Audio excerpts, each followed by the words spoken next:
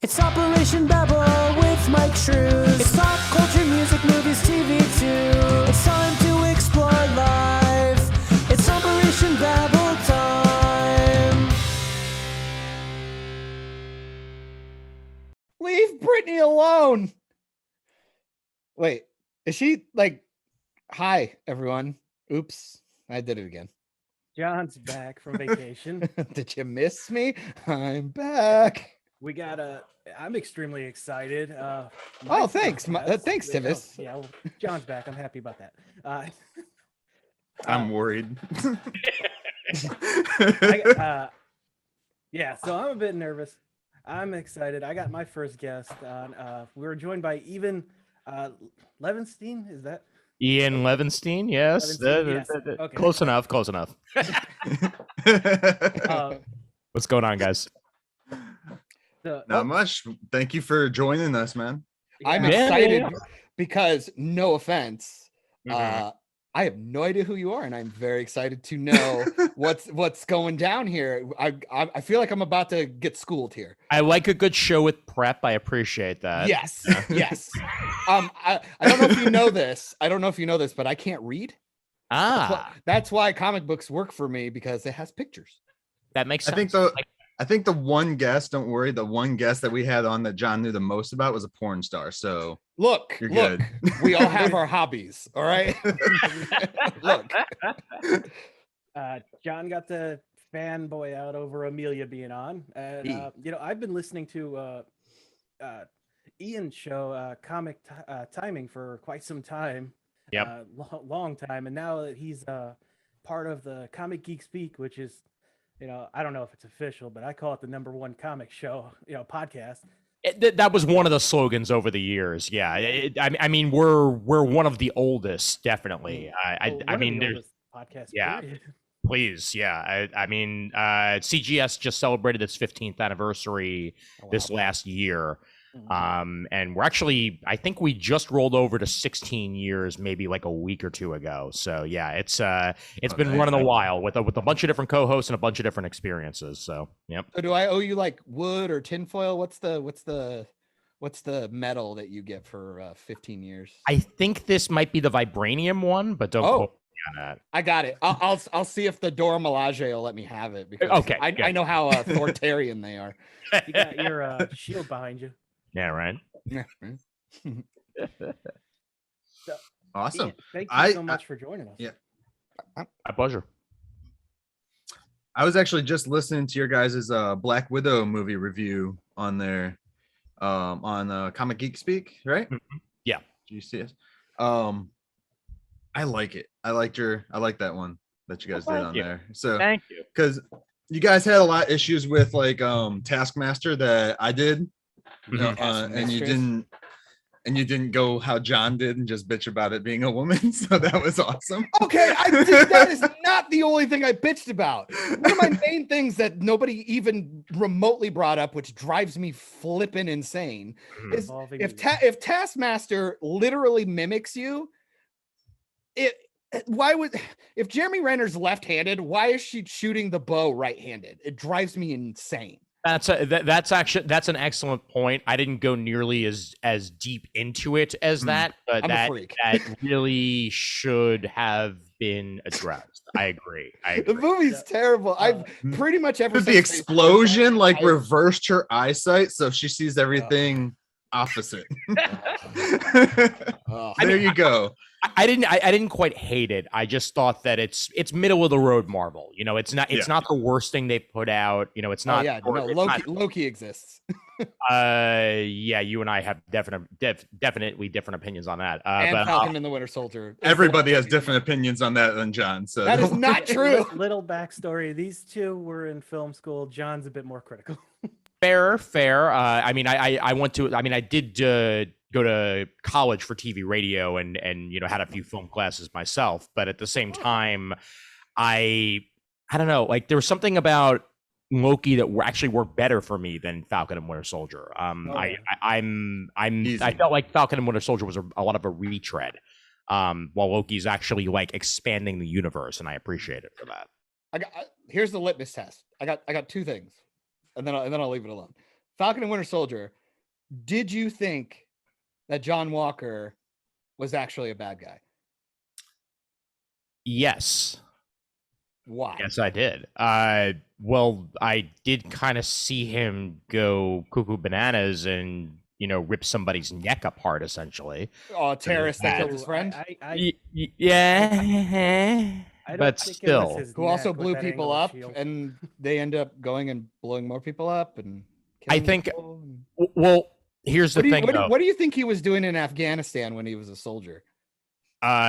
Actually obeying the rules of being a soldier. Like this was going off the reservation. And I think that if not bad, he at least was unhinged. I'll give you bad optics. Yeah. I'll give you bad optics. Yeah. It wasn't a good look. And I think that with what had been put forth as what it takes to be Captain America in this universe, and I mean, you could even go in the comics universe.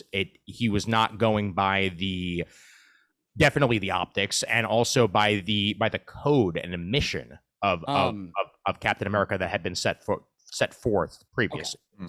So given that, I'm just gonna. So one, yeah, he's technically already better than Steve on paper because he's got 3 medals of honor. They made him like super Boy Scout.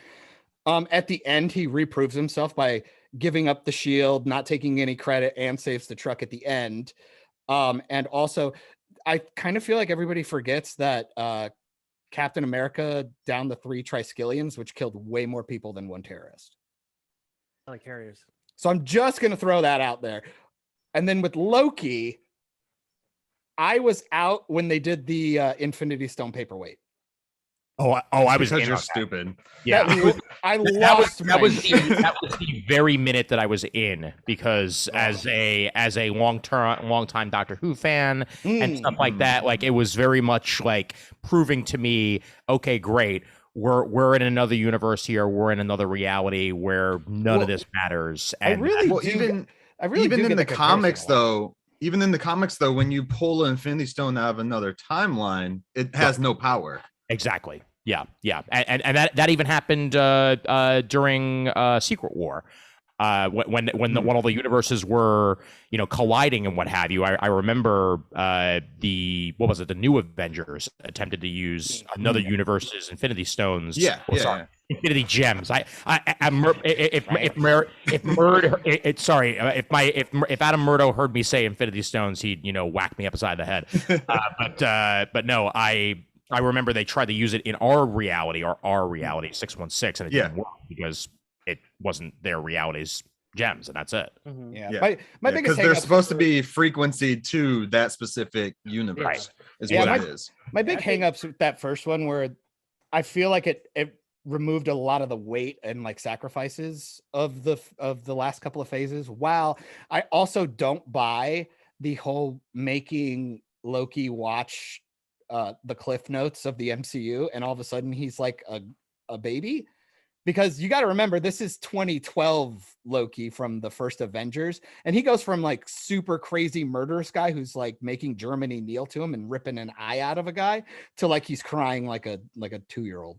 But also as the god of mischief. Like he's always been the god of mischief rather than the god of, homicidal destruction or anything like that. Like, but then I would make the argument, then he wouldn't fall for that. Then he would assume that was all a trick. He's incredibly manipulated, while he's a manipulator.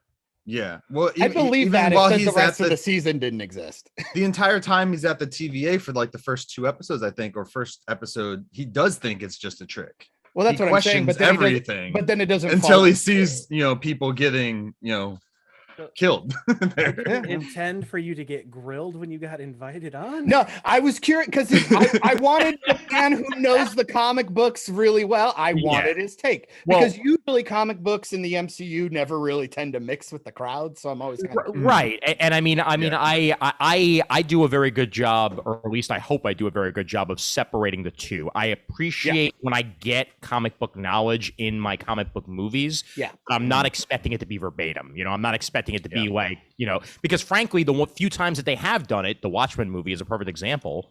It fell flat. and it felt like it was just sort of just sitting there. It's like, okay, great, I already read the comic. Why am I watching the movie? Like, I want something at least a little bit different. You know, a little bit of a remix. I feel the same way. I'm one of the few people that actually like X-Men: The Last Stand. I think it's because it's so different than anything. I know. I get it from these two. my main problem with X-Men: The Last Stand is that it feels like it's like, and this is an issue I have with a lot of the early DC movies also, is that it feels like it's a cobbled together movie. It feels like there are multiple ideas that were sitting on a shelf and they're like, let's do all of them. Like, well shouldn't you just do like 2 of them and actually like put together a good, no, let's do all of them. We're not really sure we'll get 5 movies, so let's just do 5 movies worth of stuff right now. Yeah. Which then they recycle like parts of it anyways for the Phoenix movie or whatever. Dark Phoenix, or I don't remember what the heck that was called. Which was so bad. I I still say to this day the only screen adaptation of Phoenix that's actually been good has been X-Men the Animated Series from the 90s. Like that actually gave the time of day to properly convert and adapt the Phoenix Saga, because you can't do it all in one movie. You can't do it. And Apocalypse. Yes. The 4 Horsemen and stuff, they just don't tackle that in the No, they don't. It's really sad. Yeah. Anyway, sorry I got us on movies. I know Tivis has questions, but I appreciate you answering those because I'm always really curious when it comes to the knowledgeable comic book readers. So by all means, yeah. Cool. Yeah. No, it's great that, I'm sorry you had to be the direction of that, but we deal with it on a weekly basis. I've been yelled at by my co-host on Comic Timing, Brent Casino, enough times to know exactly what the hell is going on here. So it's all good. It's all gravy. Don't worry about it. Well, I know you're a fan of Dawn of Justice, which are Myke here is as well, and yes, I am. So much. Yeah. Not great. Not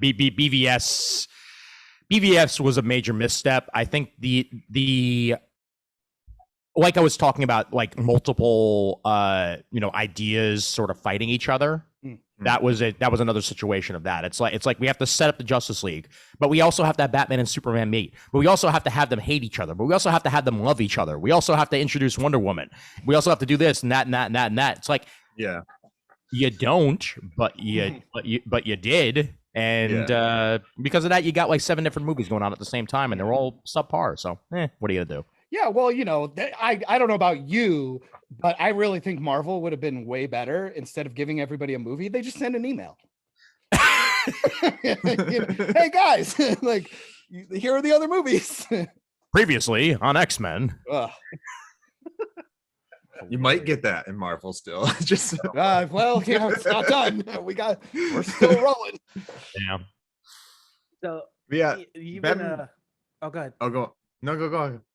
I was just gonna ask, what was it like going from doing Comic Timing for so long, which doesn't have anywhere near as many episodes as CGS, and then joining that crew. And well, I mean, I kind of fell into CGS, to be entirely honest with you. I mean, I was a long time listener of the show. I was like one of their like oldest in-person listeners, if that makes any sense, because like the first time they did like an in-person gathering was episode 100 back in like 2006, and I didn't know anybody outside of the internet, and I decided to put my life on the line and get some fellow listeners to pick me up in New Jersey and then drive me over to Pennsylvania to go to Reading and the comic shop that they regularly did their events in at the time, at a mall that now no longer exists.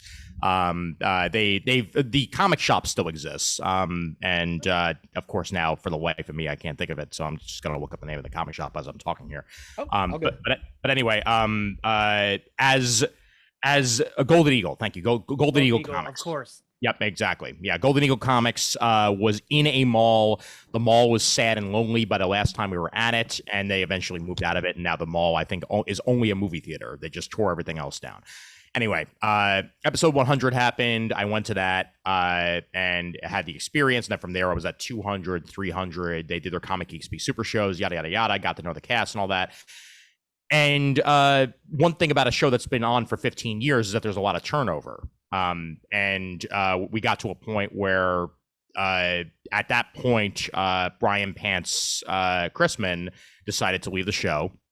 And they needed a regular producer. And I kind of just fell into it. Like I guessed it a couple times and they weren't in studio. And I had my setup here to record. And then I basically recorded a couple of episodes for them. And then before I knew it, I was on pretty much every episode and got promoted to a full-time geek, quote unquote. Kind of like, hey, long-time listener, first-time caller kind of deal. Pretty much. Right, and it's been pretty consistent for the last 3.5 years now, thereabouts. Wow, nice. And we definitely got our own flow going. Chris Merck, Shane, and I are the regulars, and every now and then we get other people who have been on the show for frickin' forever, like the founder Brian Deemer will show up occasionally.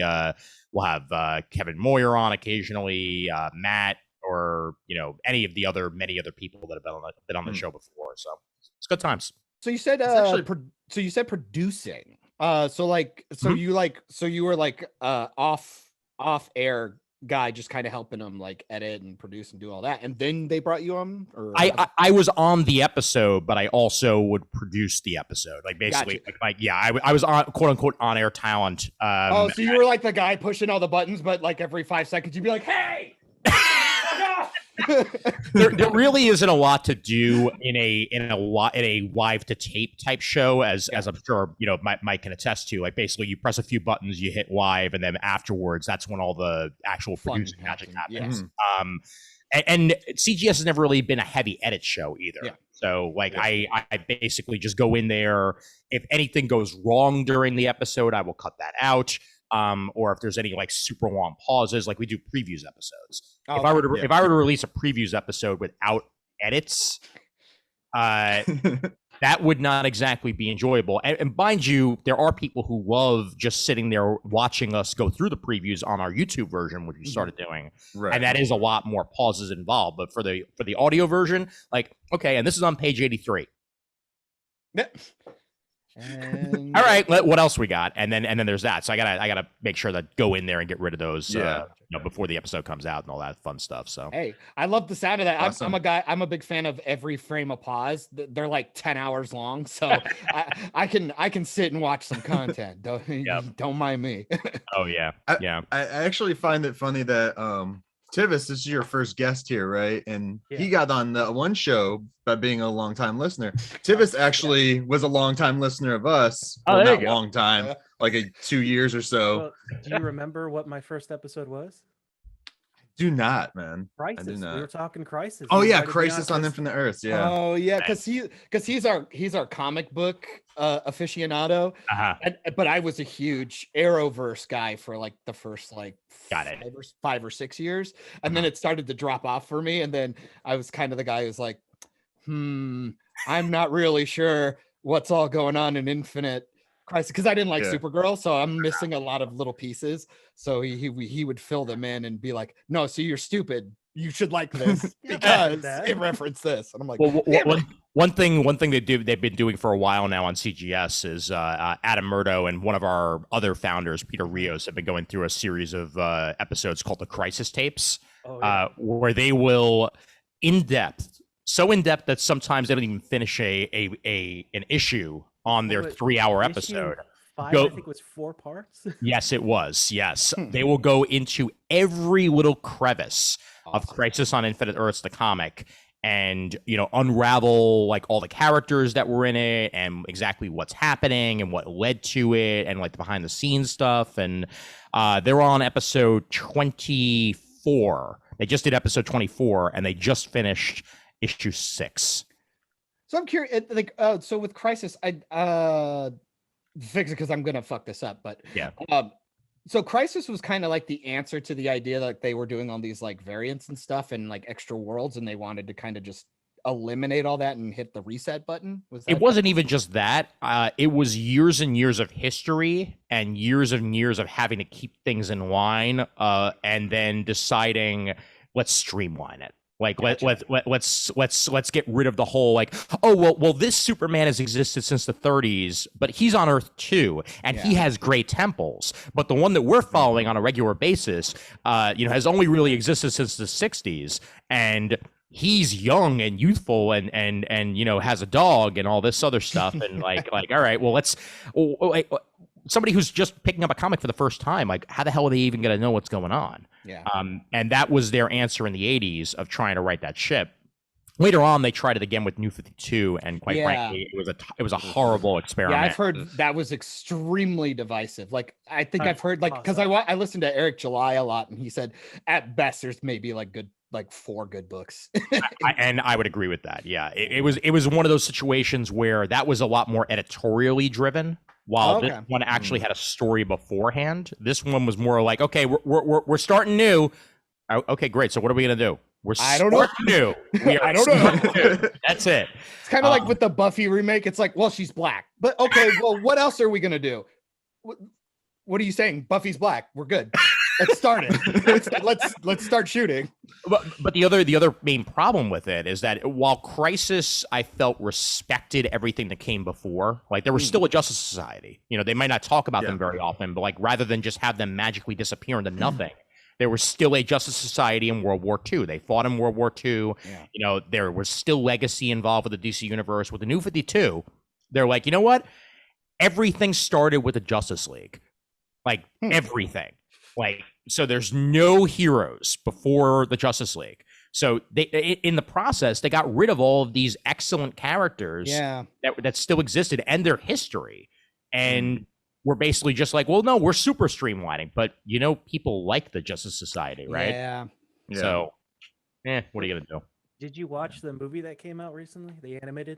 I haven't yet, but Brent did over at Comic Timing, because I know when I was just in Florida a couple weeks ago, we got to record in person, and he mentioned to me that it's not great. I'm hoping to watch it sometime within the next few weeks, but rather than it just be a Justice Society movie, they sort of just like shoehorned in Superman and the Flash.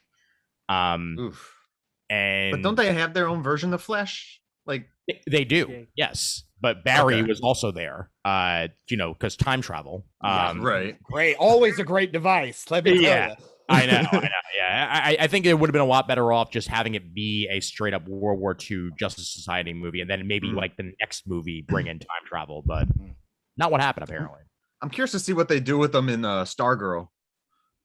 Yeah. Build the full league society there. Season 2 starts soon, I believe. I think season 2 started.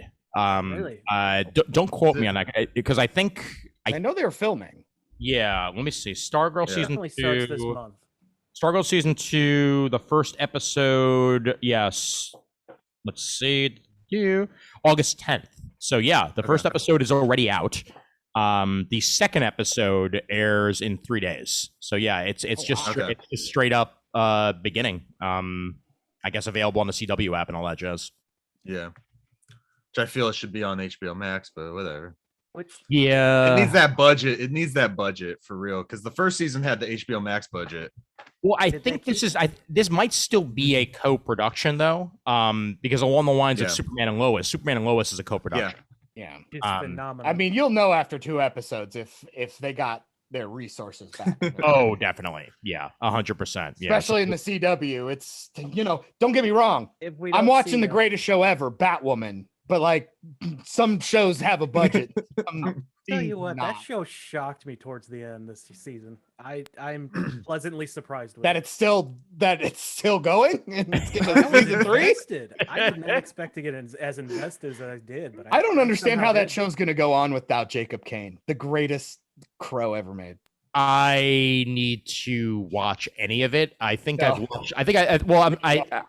Here's my thing. I've gotten to the point now of overload with these shows where there's only so many hours in the day, and I can't devote every single hour of the day to comic book content. Yep. Like I need other shit going on in my life. And like even Black Lightning, I've watched a season of. I actually really enjoyed the season that I watched, but eventually I'll watch more of it. It's just not on my radar. Same with Batwoman. Legends of Tomorrow, I'm an entire season behind, even though I love that show. So I'm just waiting for it to come out on Netflix at this point. I'm half a season behind on The Flash. So, yeah. Oh, you missed the lightsaber battle? I did not see the lightsaber battle. I totally hear that 100% because it's actually funny. You asked these guys, I didn't give a toss about Supergirl, like at all. And then Tyler Hoechlin shows up as Superman, and I go, he looks really charming, especially with like the dourness of the Snyderverse. Yep. I was like, I haven't seen a Superman that like glowingly happy or even smile since Dean Cain, which I grew up on Dean Cain. I just felt bad for him when they stood him next to Brandon Routh in the Superman suit. Yeah, right. Oh I'm like, Routh is like fucking 5 feet taller than you, dude. It was like The Rock standing next to, The Rock from 10 years ago.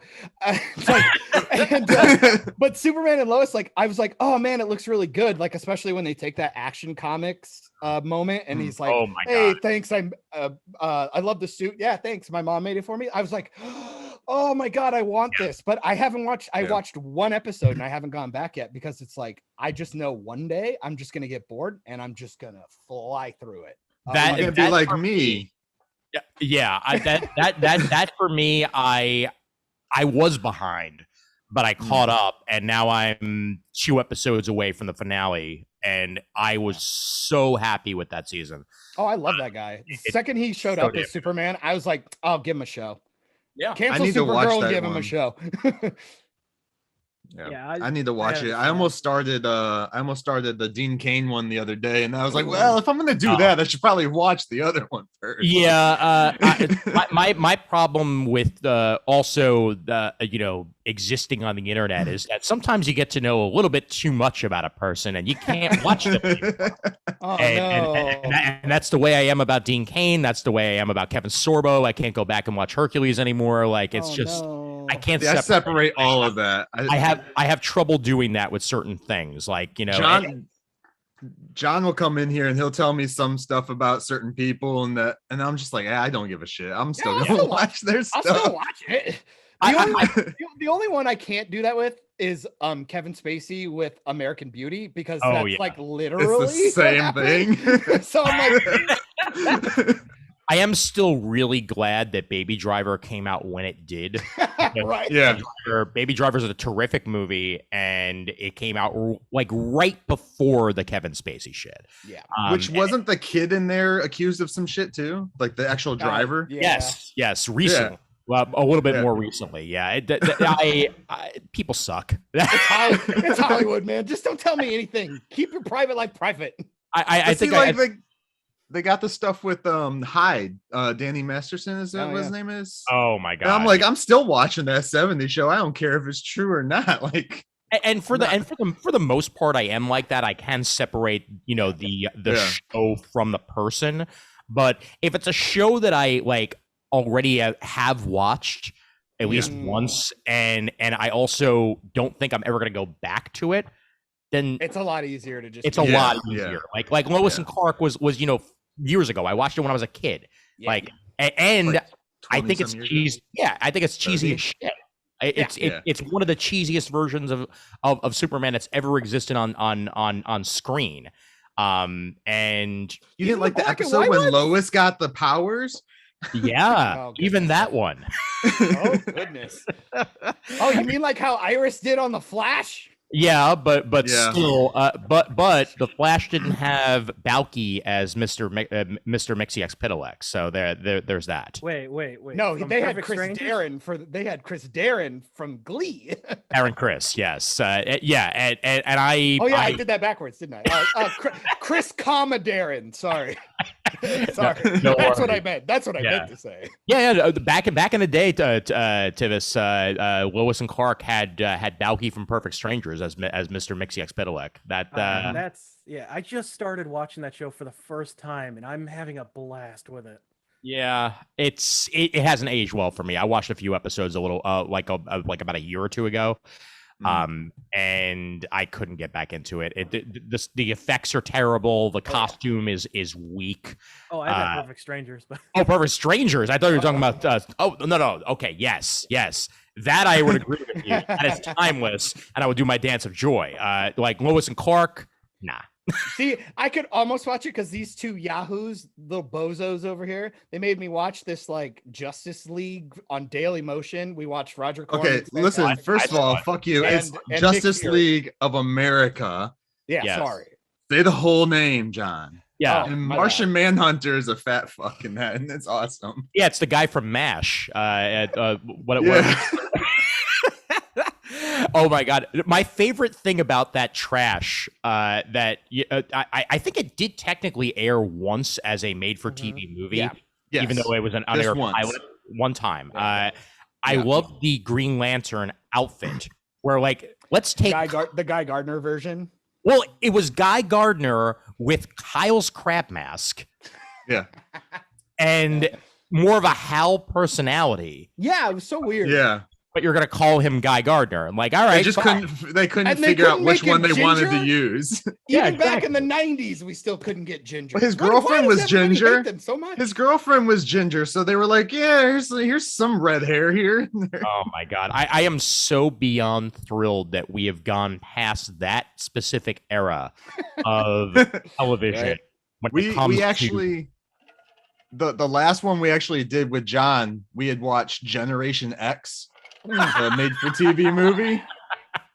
Oh my god, Batman Flea was in it, Forever, right? Batman Flea was in Forever that, for right? X-Men apparently. Oh my Batman god, Forever meets Nightmare on Elm Street.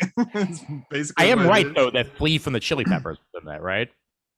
I don't. I believe Ooh. pops Look it up. in. I can't remember. Yeah, I think if I'm remembering correctly, he played one of the main like baddies in it, but I could be wrong. That thing, I remember when it aired on Fox, and I thought to myself, oh hey, X-Men material, and then I Yeah. watched it. I'm like, what the hell is this? It's funny because it's like the first ever live action X-Men anything, and it's so bad. Yep. Oh, Matt Frewer was in it. Yeah, he's the main bad guy. Yep. Who did, Oh, you know what I'm thinking of? I think the Gen 13 animated movie Oh, Yeah. okay, yeah. had Flea as a voice in it. So like that was around the same era of sadness. How dare you? I'm just gonna watch Cleopatra 2022 or whatever the hell that was called. 25-25. Cleopatra. you, 25-25. Okay. Thank you. I was an adamant watcher of syndicated television back then, so I remember all those stupid shows, Briscoe County Jr. and I have all those stupid shows. How dare you? and I it's funny too because you were saying Hercules and I had just picked Hercules up last week. nice. Hercules, Xena, And I got Xena, John. yeah, Yep. boy. Oh, Yeah. You're Lucy missing young Lawless. Hercules. Oh my God, she's timeless. My- Her and my Ash from favorite- Evil Dead. Oh my god. Oh. My favorite Xena moment is actually from The Simpsons. The episode with Lucy Lawless in it. Yeah. Flying. It's like Xena can't fly. I said I'm not Xena. I'm Lucy Lawless. Oh, dude, Simpsons is good. Can I tell you, that's been the biggest heartbreak in my entire life that Disney owns the fucking Simpsons right now. Because aside from the fact that I enjoy the ironic jokes where they always shit on Disney, Yeah. but like they're so hard to buy on hard copy that like you got to get Disney Plus to watch them. And I just, have they fixed I the canceled my ratio yet? subscription. It's done They in did. November, and I Yeah. refuse to buy it again. The ratio was fixed about Tivis like about 6 months in. I remember like they got enough people being like, seriously, why'd you 16:9 the early episodes? It makes no sense because you're Yeah. losing visual gags also. Yeah, like literal Yeah. good jokes are I being. was Yeah. I was buying them on iTunes, and then I realized no, they cropped they went full screen with it on there too. So I'm like, oh, well, I Tivis, guess I gotta stop pick with the DVD. digital. Stop with digital. Hard media. You know, Dude, The Simpsons when is they get hard to cheaper, get, I'll get 'em. man. The Simpsons is hard to get. I'm sitting here in a 1-bedroom apartment in the Bronx, and Ooh. I have no room for anything. I was about to say, so that's pretty much your entire apartment that we see on camera, right? This is the living room space. Like, to go behind the scenes here, I am actually facing my windows. So like you see my TV in the background, like Mhm. that's the way the room is set up, or like that's where the room is, and this is my work desk that I'm sitting at right here. So you can look out the window and go, there is life out there. I'll never experience it. but- Yeah, pretty much. But like I have no room for physical media. All my physical media sits in a freaking trunk behind me, and I barely my Blu-ray player isn't even set up. Like that's how little I actually use it. So eventually Vudu does disc to digital on a lot of things where like if you scan their barcode and you can do it. I'm just gonna get rid of all my shit and just be like it's past at this point. I haven't watched a Blu-ray in 2 years now. I know. I used to be, man. Trust me. I chose Blu-ray every time. I feel like you're about to I feel like you're about to judge me even more. See, you went that route. Yeah. Thanks to my girlfriend, I completely regressed. We went back because my girlfriend and I we live pretty close to our parents, like in Iowa. Mm-hmm. And so our parents called us both and was like, come get your shit. And I was like, oh.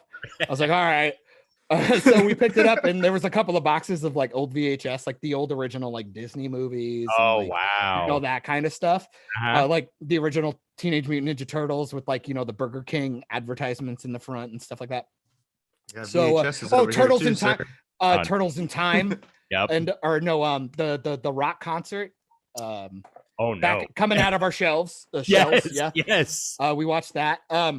We went to a Goodwill to buy a VHS player, and we've been watching movies on VHS. Dude, it's unreal. like we decided. I have a 4K or not a 4K. I have a Blu-ray of Goonies, but we decided, fuck it, let's put the VHS in.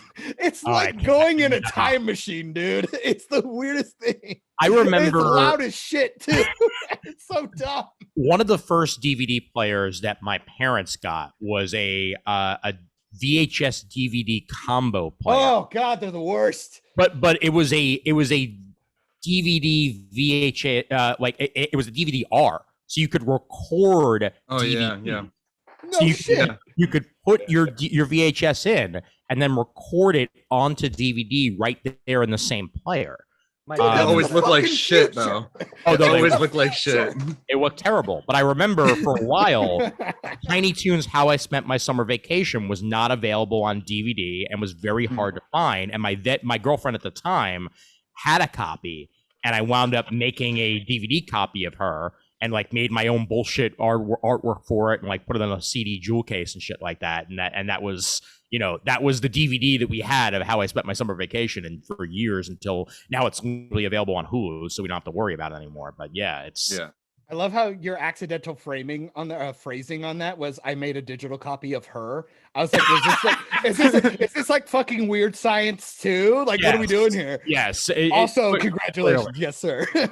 Thank you. But yeah, it's just, I am so, I'm almost entirely digital on my comics now. Like I buy the occasional trade. Like I don't have the room for it. And I don't think I'm going to have the room for it, because even if I wind up moving to Jersey or what have you, like, do I really want an entire room that's just clutter? You know what I mean? To that stuff? No, you don't. Yeah. And I'm sure your girlfriend or wife or girlfriend, which is it? Yeah. Girlfriend. I'm sure she doesn't. Trust me, my wife bitches about this room every day. You don't even see all of this over here. It's a whole wall of Ninja Turtle toys. I can imagine photography. So like everything's a prop at some point. So, yeah. I have an entire like couple of bookcases full of like trades and what have you, but that's the only real thing that's visible. And I've got like maybe like 2 short boxes full of comics that I kept on me. But at my mom's, the minute that she winds up moving out of her place, because that's still my old place from when I was young, there are tons of single issues of comics that I still need to get rid of that are just sitting in my old room. That just someone's getting a storage unit. Yeah, somebody's getting my old comics. That's not happening. No, you're gonna get it and let it lapse after a month, and then it's gonna be on Storage Wars. Yeah, right. Exactly. Yeah. I will Craigslist that shit. Like I don't care. Like, it needs to be gone. So based on what you literally just said, I'm just gonna, for the sake of it, just to ask the question. Yeah. Because you don't have space, do you think that's maybe why? Or like if you thought like I have the total space and maybe I'd like to make a room devoted and make it kind of like a museum kind of thing. Right. Would you actually like to have all the physical stuff just because of like the nostalgia of holding it and stuff? Because like a lot of people hate reading ebooks and they actually like holding it and stuff like that. I like holding it, and I actually like the process of reading physical media. However, I know myself well enough. Yes. Where I will buy something and I will tell myself, oh, I'm totally going to read that this week. And that was 3 years ago. Yep. And I know that it's never really going to get the love and appreciation out of me that it would get out of other people. Somebody else, yeah. Exactly. So like that's why like back in the day, I mean, one of my current co-hosts on CGS, Chris Eberly, used to own a comic book shop, and I sold a bunch of my stuff to him back in the day because I wasn't reading it. Like it was just sitting there languishing on a vine, like. And it was going to continue to be that way. Wow, what good vernacular there. Languishing on a vine. I like that. No, it's funny. I 100% agree because with movies, I've done this too because of streaming. The whole thing is this. I'm almost like a prepper for the apocalypse, but with media. Because I saw Book of Eli. You got to keep that old iPod because you know it'll be the most conducive, like a Nokia phone. If the battery holds. I totally have movies and like series, like Schitt's Creek is like my new like favorite like guilty pleasure. I finished it. We like just a billion started times. that too. Oh, what a great show. What a fucking fabulous show. I got it for Christmas, the entire box set, still in the plastic. But I watch it on Netflix like every day. So it's like, well, if I ever feel like I just don't want to pay for Netflix anymore, I'll have the physical media. Angry with me because I have a collector mentality, which is terrible. So I have to limit what I get into. That's a shame. Whoever has a collector's mentality. How dare you how dare you be a nerd and do nerd things? You have seen my Doctor Who pile of stuff because I don't have furniture to put it on yet. Bookcases. Well, you're boned because you got 50 years of Doctor Who. Oh god, it is my goal to try and collect one of every story. Did you get a Timeless Child action figure yet? I don't do figures because I don't have the room. Oh. Well, to be fair, I was don't do figures. Oh my god. Well, just it's a lot. At least you're still not, Adam Murdo of Comic Geek Speak, who is currently on. I'm trying to remember what year worth of comics that he still buys comics every single month. I think he's on 2006 right now. Oh, so where I am, where I'm reading. Yeah, but he has them all sitting around just waiting to be read, and I love the guy, but at the same time, it's like, whoa, dude. Those are gonna decompose with your body when you die in your house. Have you ever watched Nerdrotic, Gary? No. Have you ever seen his background? He's got all those like 6-inch figures and stuff, and he doesn't like keep them in the box and hang them. He takes them out and like pins them to the wall. You should see it. It's absolutely insane. I love it because it's one of those things where it's like it's really cool to look at because it looks like a museum, but at the same time, I'm like, I'll never fucking do that. Well, for a while, very distracting. It is. It can be. For a while, I was literally buying Blu-rays for the digital copies, telling myself, oh, hey, this is the cheap way of getting a Blu-ray and a digital copy. But then the Blu-ray would just sit there. It's like, but now the 4Ks, you get a 4K Blu-ray and a digital. I know. Yeah. Ooh. Well, how long do you think it will take for comics to do that, where you just scan like a QR code and you get the digital too? If the comics we're already there. I refuse to believe we're not already there. We are almost there, and we're partially there. Marvel in particular. Includes a digital copy with their physical media. I don't buy Marvel comics anymore. Well, if you do ever decide to, the easiest way for you to get back in the game would actually just be to go to Reddit, because that's where I buy most of my digital copies.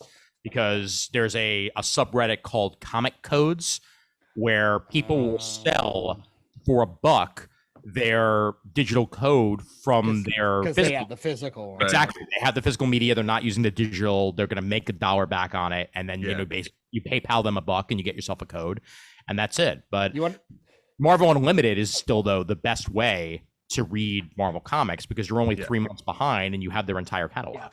Would you like to know how big of a fucking boomer I am? Sure. Okay, boomer. Here we go. We can't tell. Man, don't do that to me. Don't Nico Comey or whatever the fuck her name is. It's having fun isn't hard when you have a library card. I'm just saying.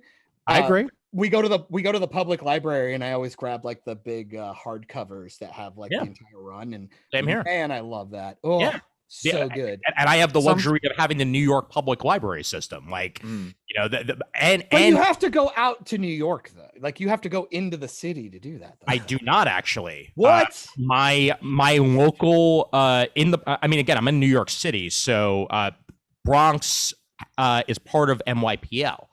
So my local public library is a 5-minute walk from here. And I go there. I will put a hold in on whatever I want. They will deliver it to the library location, and that's how I read my library books. And it's really, really easy, and I love it. Can I tell you? Awesome. I never thought I'd be jealous about you streamlining the public library to me. I didn't think that would happen on a digital Zoom call today. I'm gonna tell you, but you did it. Somehow you did it. What's even better though about where I am is that I also have access, even though I'm in the Bronx, anyone who lives in New York City has access to the Brooklyn Public Library, the New York Public Library. You can get a Queens library card if you want to. So I mean, you'd have to go to an actual Brooklyn Public Library location to pick it up, but that's a subway stop away, basically. And then if you want to take the time to be on the train for a half hour and get yourself your book, you can. It's just they're not streamlined library systems; they're all separate individuals. But Bronx and Manhattan are all part of the same system, hence MYPL and why I'm able to do that. So I'm not going to tell you right now that they just my brain. Good. Like, I really thought I was going to be on an island all on my own when I brought that up, but now you actually perfected the system. Exactly, man. And I mean, and that's, but like seriously though, Marvel Unlimited changed my life when it comes to reading. And now there's also DC Infinite because it's basically the Netflix of comics. Like you have your entire backlog there, and bring it up on your tablet and then read your comics. That's it. Can I tell you how fucking butthurt I was when DC Universe died? I'm not even kidding, because I was watching some of the shows, because that's where I was watching like Stargirl, and I actually liked the first season of the Harley Quinn animated. Oh, I love it. Yeah, season 2 kind of missed me, but I love season 1. Season 2. Season 2 was terrific. Yeah, Kite Man is my G. Yes. Hell yeah. But I love the fact that you'd finish a show and then they'd recommend a bunch of comics like that would even have been remotely related to it, and I'm like, I hadn't read so many comics in my life until I was doing something like that. And I was like, oh yeah, I can take like an extra 10 minutes after finishing the show. Instead of going to the next episode, hey, I'll read the comic that maybe this potentially stemmed off of. But here's my problem with DC Infinite and why it failed. Is DC Universe, that is, because DC Infinite is the current version. Too many cooks in the kitchen. Oh, I agree. Absolutely. And the app itself did not work very well on a lot of systems. The Xbox was the Xbox One S was the only, like, it sucked ass on my phone, but like on my Xbox One S it worked perfectly fine. But Roku app was decent, but any mobile app sucked. I agree with that entirely. Garbage. and even now, like, I still have problems with the Infinite app to a point, but it was like, hey, let's launch a streaming service. Okay, HBO is like launching theirs in like a few months. Let's launch a streaming service. Well, while they're also trying to be like, exclusive CW content, even though the CW app is running it, and then HBO coming out, and it's like I can watch it in like 5 different places, and I feel like I'm being duped. Vixen is still not on HBO Max. Really? Yeah. I went to look for it the other day. They have Ray in the Freedom Fighters, but not Vixen. Interesting. Wasn't Vixen only on the website though? The CW site?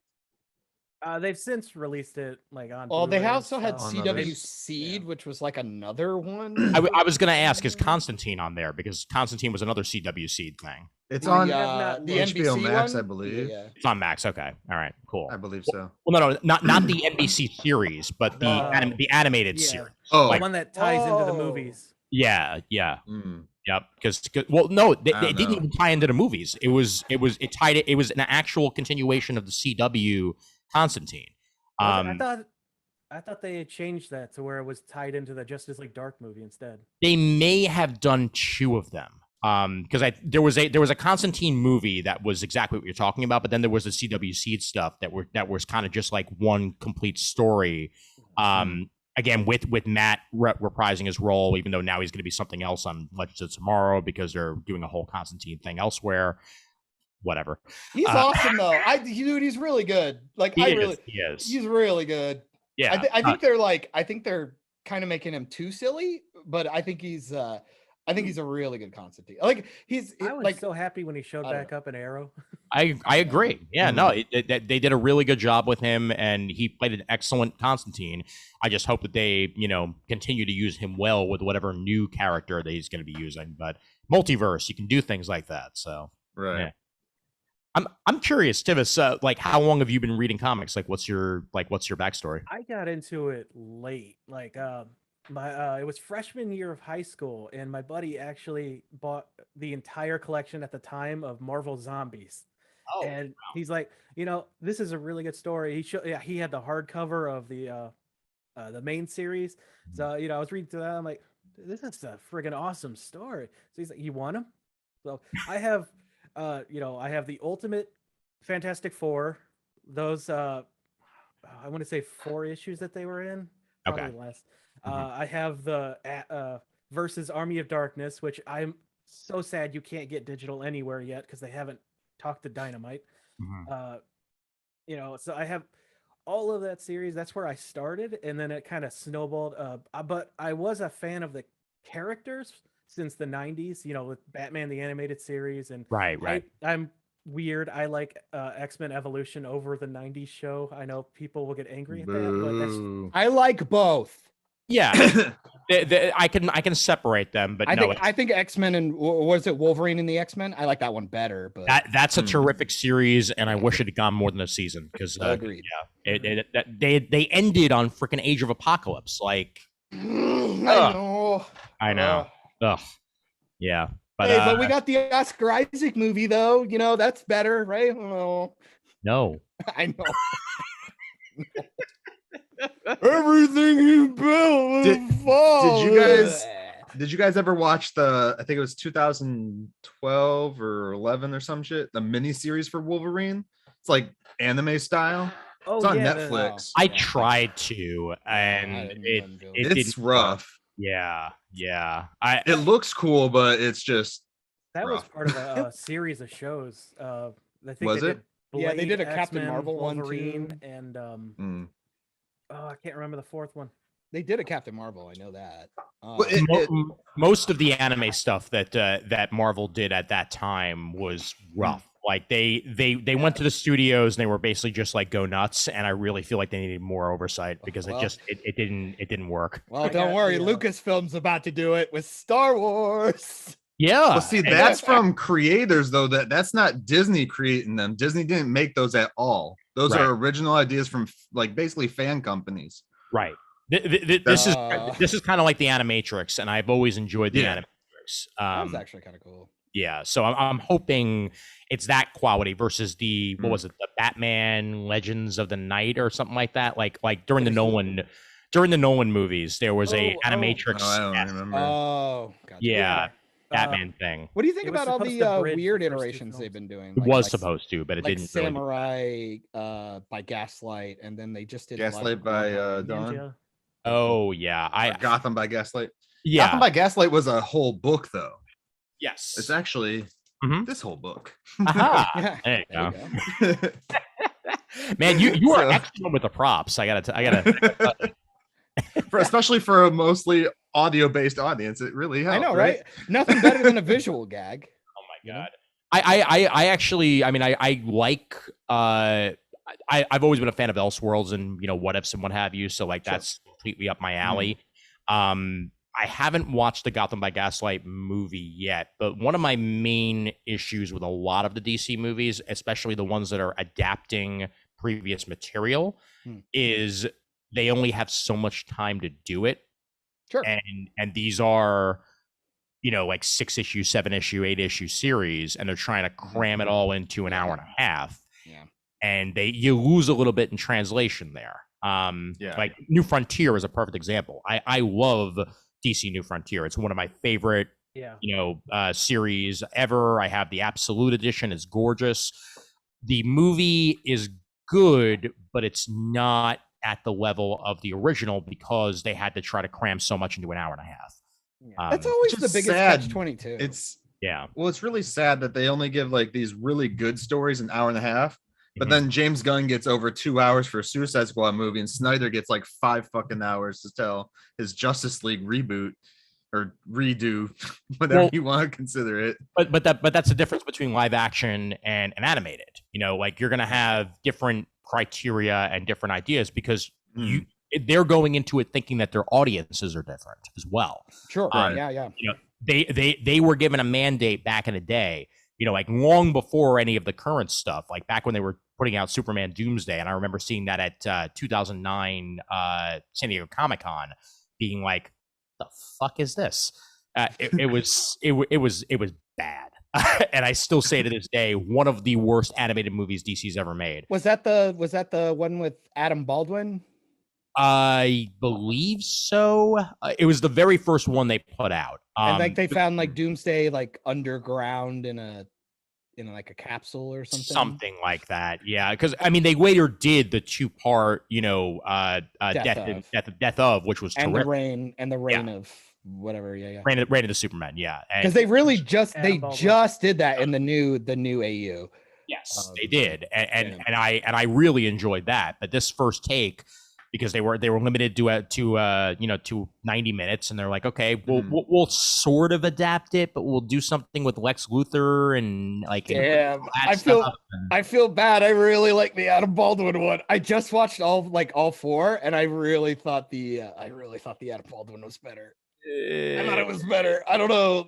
All right, but I mean, hey, everybody's gonna love different things. I just went back to it. Maybe it's because the boomer in me. I just like a little more dialogue, a little less action, a little less like. Although I'd say Gail Simone's Wonder Woman movie, the live action, the animated Wonder Woman movie that came out shortly thereafter was actually really good and holds up a lot. Oh yeah. Well, and this was something I like to bring up because I think Into the Spider-Verse is one of the best examples of when it comes to animation, and I think I'm hopefully going to bolster your point. Is the idea with animation? It's like it's much more calculated because the things you choose to do and choose not to do is way more calculated than in live action. Because a lot of times with like live action, it's like, oh, we couldn't get this set. Oh, we didn't have the CGI. Oh, we didn't have the money. Oh, we couldn't get that actor. We couldn't do this, and this. But with animation, like anytime you put in a sound effect or a piece of dialogue or do an image, it is absolutely deliberate. And it's one of those things where it's like, man, you have such a chance to really be as faithful or creative or as just like everything's at your fingertips almost literally because you're drawing it. And it's just one of those things where I remember telling my girlfriend I've watched Into the Spider-Verse like 4 times. I think it's really, really fun, but I made it a point the 3rd time I watched it with headphones on. Okay. And you hear a bunch of like background dialogue and stuff. It's way interesting. It changes a lot of like certain moments and stuff just based on random stuff, because it's like, well, they wouldn't put in that ADR or something like that unless they had a point. Like it's deliberate. So I always find that interesting, the dynamic between animated and live action, especially with adaptations. Have any of you guys seen the Long Halloween Part 1 and 2 yet? Not yet. No, I heard good things. It's on the list.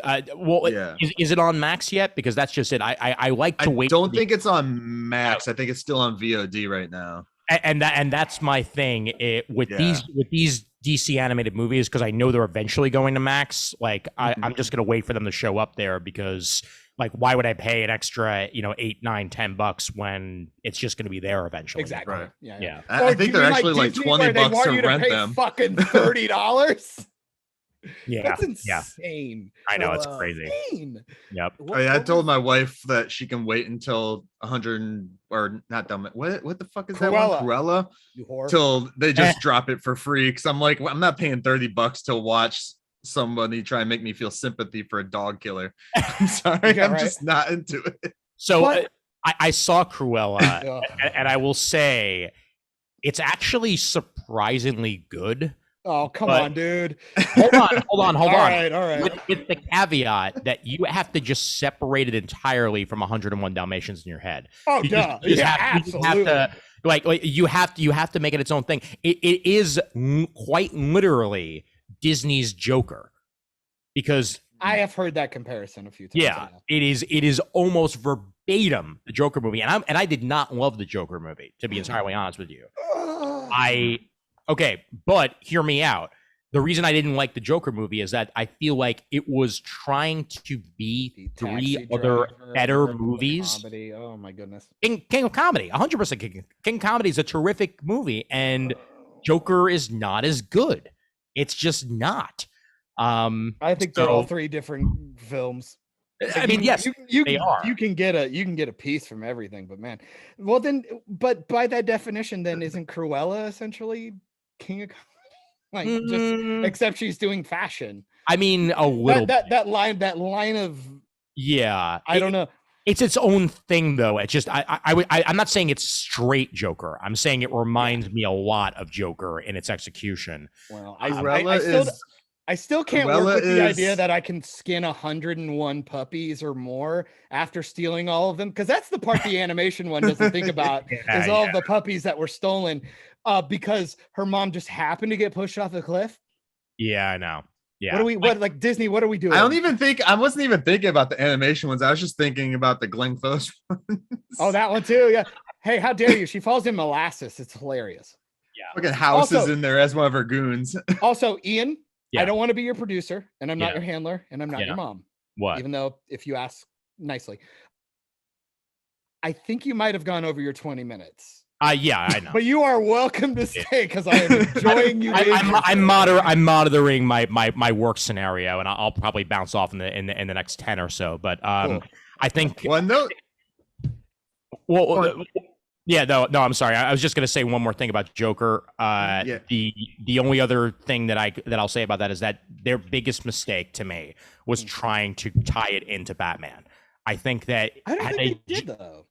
Dude, what makes you think they did? His 100% they did. The frickin' murder scene at the end of Joker, like trying to set it up as a, like almost a springboard for Batman's origin at the end. Well, because I would make the argument that that's a fun little Easter egg for people who understand what that's Batman not an is. Easter egg. That's not an Easter egg. Nah. Why not? There's a difference. If you change those characters' names, would you care? And that's just it. I think that it was so inconsequential in the end that I don't think so. Why would you think that? I personally believe that the movie just would have stood better on its own had they just not bothered with any of the Wayne shit. Like just straight up, made it a Joker story on its own. So like I said, if you change their names, would that matter? I think personally it would make it better. I think just not involving the Wayne family and not involving the mythos in any way, shape, or form would have worked. But they're in Gotham. Sean Pertwee. That too. Yes. Well, yeah. Because is this guy supposed to be Alfred? Thank you, Ralph, the movie maker. You fucking tool. Oh, did you know? I just found out. Here's the Alfred that was in the Burton and Schumacher films.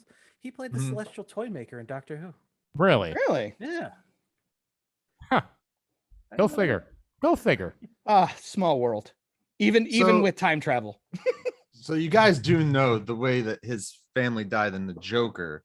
That's just the prequel for Robert Pattinson's Batman movie. I mean, that's literally what that is. Well,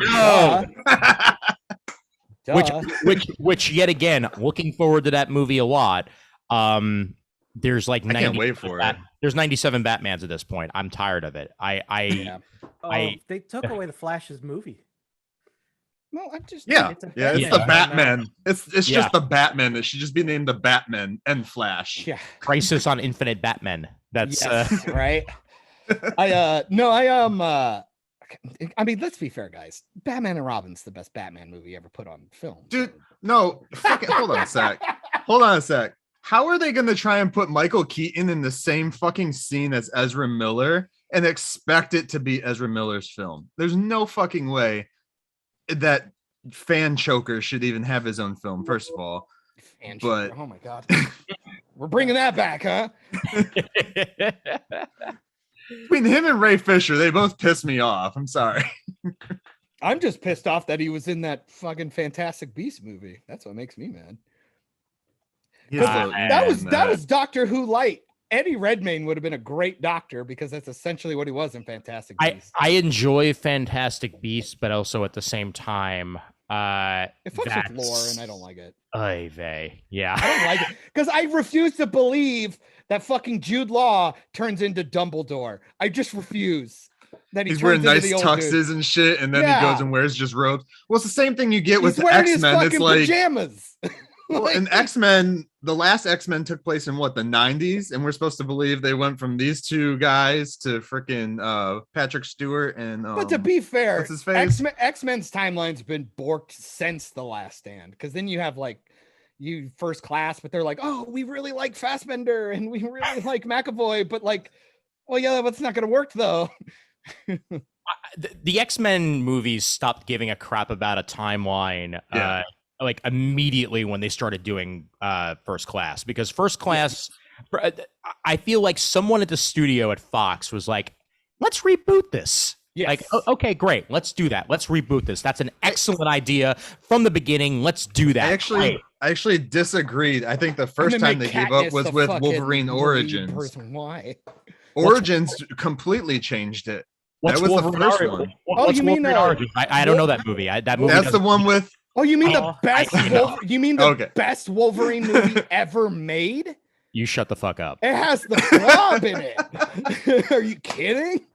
So anyway, hey, no, okay, hot take. Yeah. One. Uh-oh. It's a super meme film. They fuck up Gambit, which makes me sad. Mm-hmm. They fuck up Deadpool, obviously. Yeah. But Liev Sabretooth Schreiber was bad. Bear with me. Liev Schreiber, great Sabretooth. Mm-hmm. I will also say I love the Blob.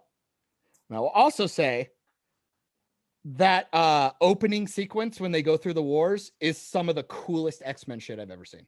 Yeah, steal that from Watchmen. But after that, it gets a little fucked. It gets a little stole it from Watchmen, bro. The worst claw special effects. Oh god, in the bathroom in any of the movies. Oh my god, horrible. And frankly, like, you have all this fantastic material with you. You're gonna mess it up that badly. You're gonna try to make. But like, we should be able to say that about damn near every comic book movie. Oh, I know. Comic books are literally storyboards. Agreed. Like, how do you fuck this up? But for that matter, the Wolverine, specifically the director's cut, terrific movie. Yeah. I love that movie. The only thing I'll bitch about is the fucking ending is fucking trash. Like, Silver Samurai is so fucking bad, because like the 90s one when he's back and hanging out with him and getting all fucked up by his magiciness, I was like, that's way cooler. That's way cooler than a fucking robot suit. It's way better, I feel like, in the director's cut, because you get more lead up to it, and you also get those excellent shots of going through the streets with that fucking shredder. Like that was just so badass, and I wish that was the version that got released to theaters, because that movie deserved hard R. It really. Yes, yes, absolutely. Why would you? Because then Logan fucking proved it. But then, can I tell you the weird thing? That was the first time watching the Wolverine. Was the first time I noticed two things. There's always a woods scene, and there's always a train scene. Even Shang-Chi, Captain Marvel, both had train scenes. Age of Ultron, they were on a train. They the fucking every comic book movie's on a goddamn train. It's insane. It's insane in the big train. Comics on a train. Comics on a train. Snakes on a plane. I don't know. Same thing. Same concept. I'm motherfucking tired of these motherfucking superheroes on this motherfucking train. So I know you got to take off here shortly, Ian. But, I didn't know this, but I know on your Twitter it says that you're an editor at a distribution comic place. I mean, not nearly as much as I used to be. But I helped out with Comfort Love and Adam Withers have a bunch of comics called Rainbow in the Dark, and also the Uniques, where I've been one of their editors. They have like a whole group of editors, and I've been helping them out on that for a while now. And they do terrific stuff. If you go to I think it's comfortadam.com, because let's see. think that's what they mainly go for at this point. But yeah, Comfort and Adam are terrific people. I've known them for years. Hung out with them in cons, and shared rooms with them, and they're super dudes. But I also worked for Engadget for a little while, and was able to do a couple of articles with them. I don't know if you guys are fans of wrestling, but one of the big articles that I wrote for them was a fan game I found, which was essentially the spiritual successor to WCW NWO Revenge, where they took the game engine of No Mercy and created a new WCW game called Feel the Bang. I still have my N64 with both of those games. Nice. Yeah, mine's sitting back at my mom's, but I have a bunch of created characters on No Mercy that I'd love to go back to at some point. But yeah, the crazy ass characters. Oh my god, you could create. I used to e-wrestle back in the day. E-wrestling was when you would basically write out full paragraphs, and then like whoever wrote the better paragraph won. Wait. I know exactly what you're talking about. This is gonna blow his mind.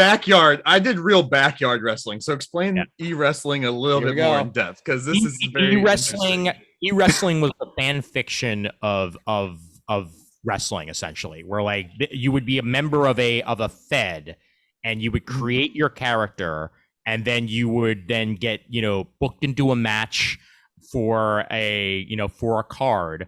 You would type out your promos, and whoever wrote the better promo would then wind up winning the match, which was then written up by whoever owned the Fed, basically.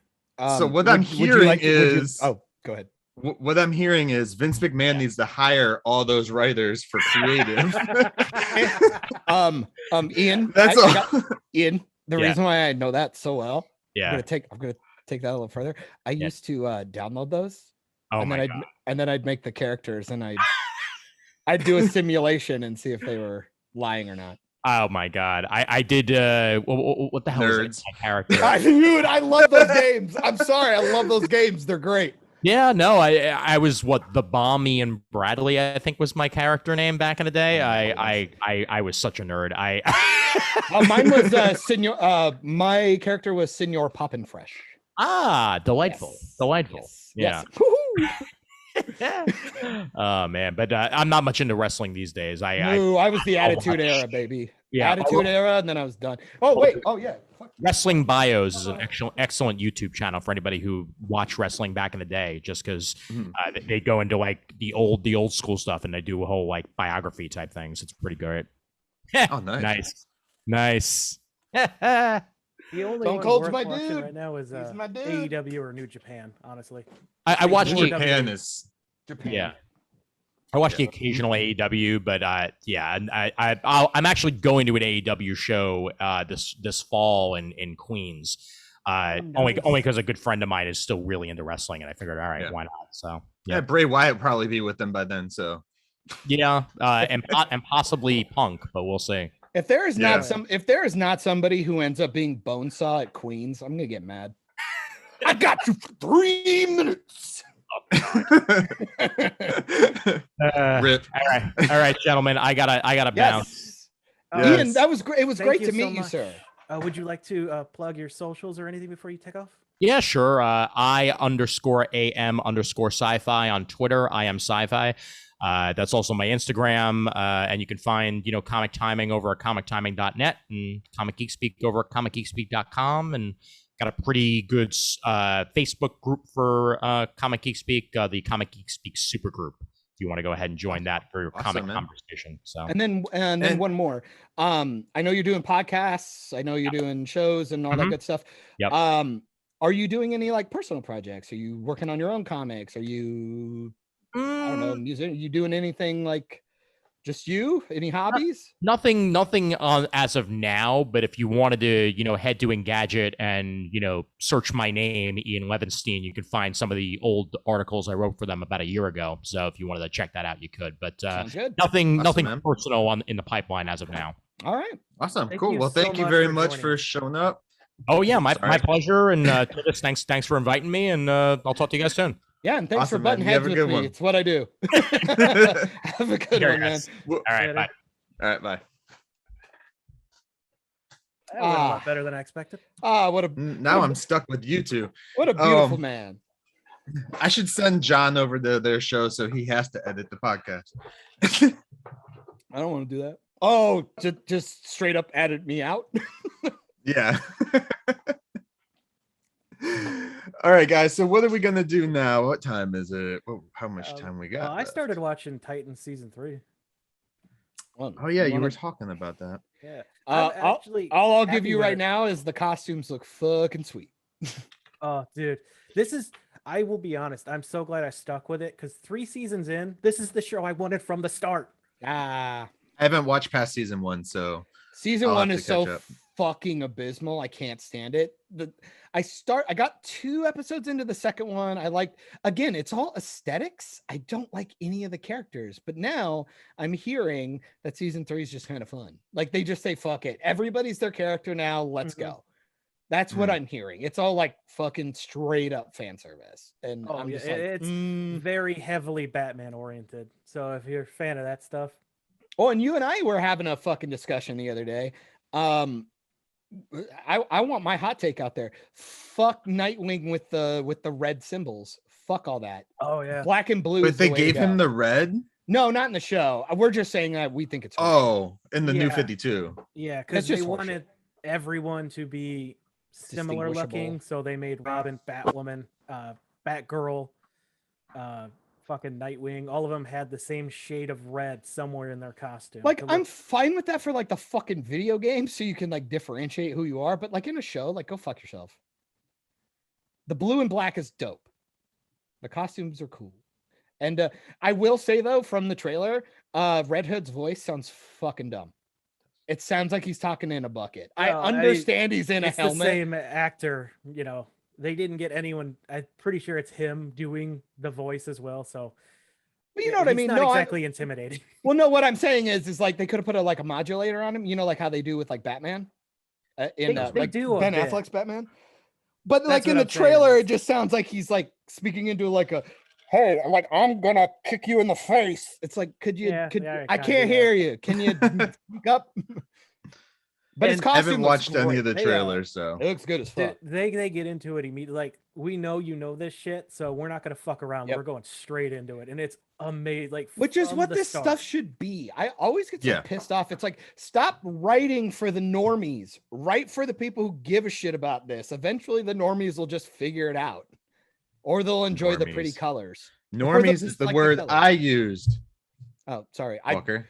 Well, because you stole that from fucking Eric July and all those other guys. Is that what he says? Everybody does. It's kind of what everybody says. Okay. Could also say clowns. No, I'll have to check it out. I do want to check season 2 out because I know they were doing what was the main villain in season 2? It was Deathstroke. They were essentially trying to do the Judas contract, but with like Deathstroke's daughter. Not so much that, but you could tell they were aiming for that. That was pretty cool. And you can't do that shit without Tara. I did think season 2 was more enjoyable than the first, but honestly, the only thing in it that was worthwhile was Crypto, Superboy, and getting a look at the original Titans team. Didn't they like show Superboy naked or some shit? I heard something like that. Yeah, he comes out of the pod. He doesn't have clothes. Yeah, well, you don't see anything. Michael. It's blocked, but then sign me out.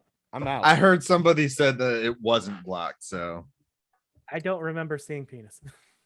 Only fans for Superboy. But then again, I did work for a baseball team and managed to avoid it in the locker room, so what the fuck? They just didn't have any dicks. That's all it was. What the fuck? what? Ian fucking's gone for less than 2 minutes, and we've gone down a dark path. Oh, it's been 5 minutes. For any of his listeners, you've gone down a path I cannot follow. No, since we're still on, we're on DC, I'd like to just have you both watched the the Suicide Squad video game trailer? I guess it was that you shared with me, Tivis. Like 6 months ago or whatever the fuck. Yeah, from E3. Yeah, that's 6 months old. Oh, fucking probably older. How did I fucking miss that? That trailer is awesome. I want it as a movie, like an It was kind animated of fun. movie. It was kind of fun. They started talking about how they almost had Superman as a villain. I immediately thought of that trailer because there's a scene in the movie that's almost exactly like where they're not interrogating, but threatening the Thinker on that roof. Yeah. It looks exactly like that trailer.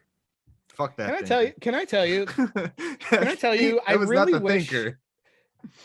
Yeah, it wasn't Thinker. Thinker. But I got to tell you, because you're thinking about the actual Suicide Squad movie. Mm-hmm. Man, I really wish this was a good opportunity for them to change everything. Like when it comes to basic ass dialogue, I don't like the idea of calling Superman the villain. He's the hero. They're the villains. I love the idea that they go, we're really scared of the hero. You know what I mean? That was one of my main issues with the first one was that this was supposed to be a team that could take down Superman if he went bad. Which you There don't was, buy like, that. Two people that could fucking do it. Maybe Everyone first else is team? dead. In the first team, there was nobody. No, he's Well, talking about Katana he's maybe with that sword. Katana's Katana? sword wouldn't cut his skin though. It's not. Well, is it? I don't know. But it's magic. Sucks up souls. So Yeah, well, I think it's even magic. though they didn't talk about it in the movie at all, which Superman is is fucking vulnerable to magic. They referenced it in the movie. They referenced that her husband Very or whatever vaguely. got cut with it or died by it, so he's stuck in there and talks to her. So they did reference it, unlike Arrow, where they didn't say shit about it when they introduced her. Which, let me tell you, she was hot. Okay, anyway, I love the No, Arrow in the version second of team, Katana. I believe the second Suicide Squad could be more of a defense against an evil Superman. I mean, Polka Dot Man and the fucking god King Shark. Like, come on. Why? I'm No, pretty you're sure wrong. he's immortal. You're wrong. How am I wrong? King Shark is just brute strength.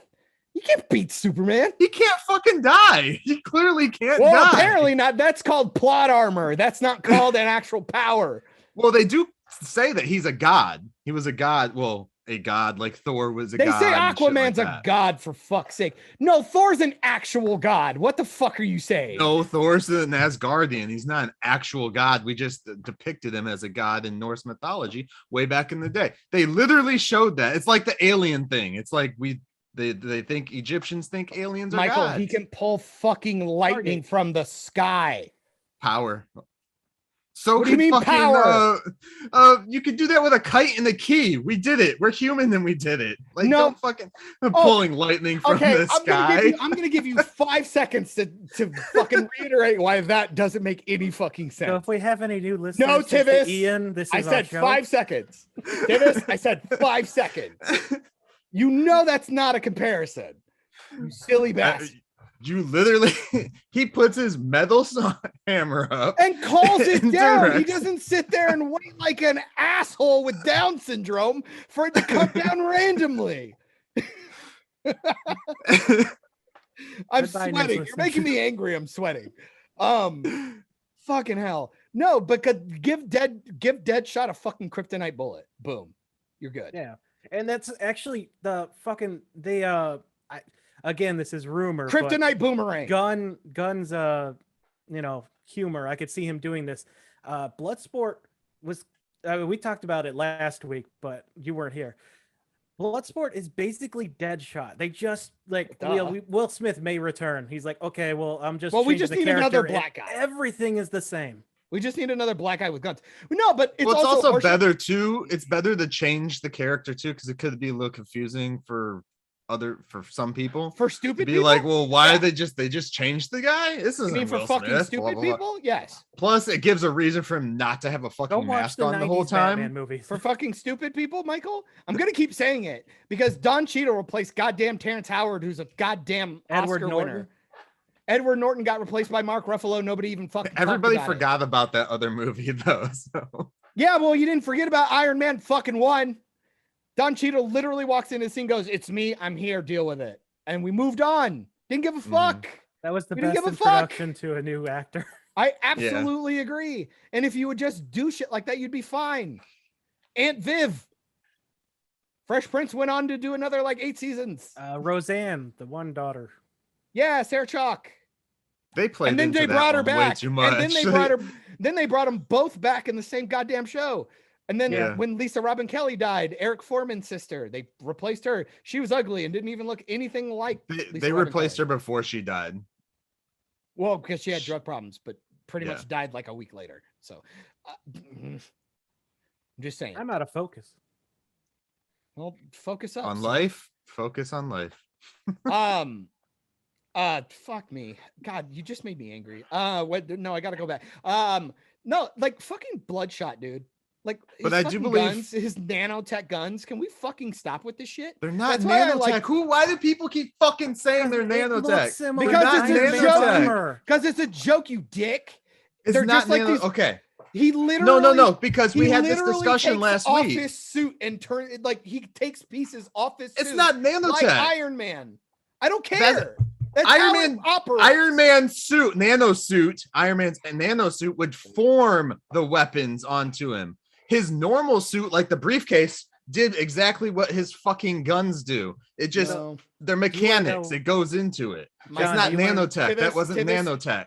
Tivis, Just fucking stop it, Tivis, is internet this and what you had to- John. is this what you had to deal with? Because this is horseshit, by the way. No, wanna it's know not how- horse shit. How his It guns is. work in the You're comics. fucking retarded, John. You're He, retarded times he, two. he pulls them out of another dimension. I would have loved that. Okay, you know what? I'll take the fake nanotech then. It's not you.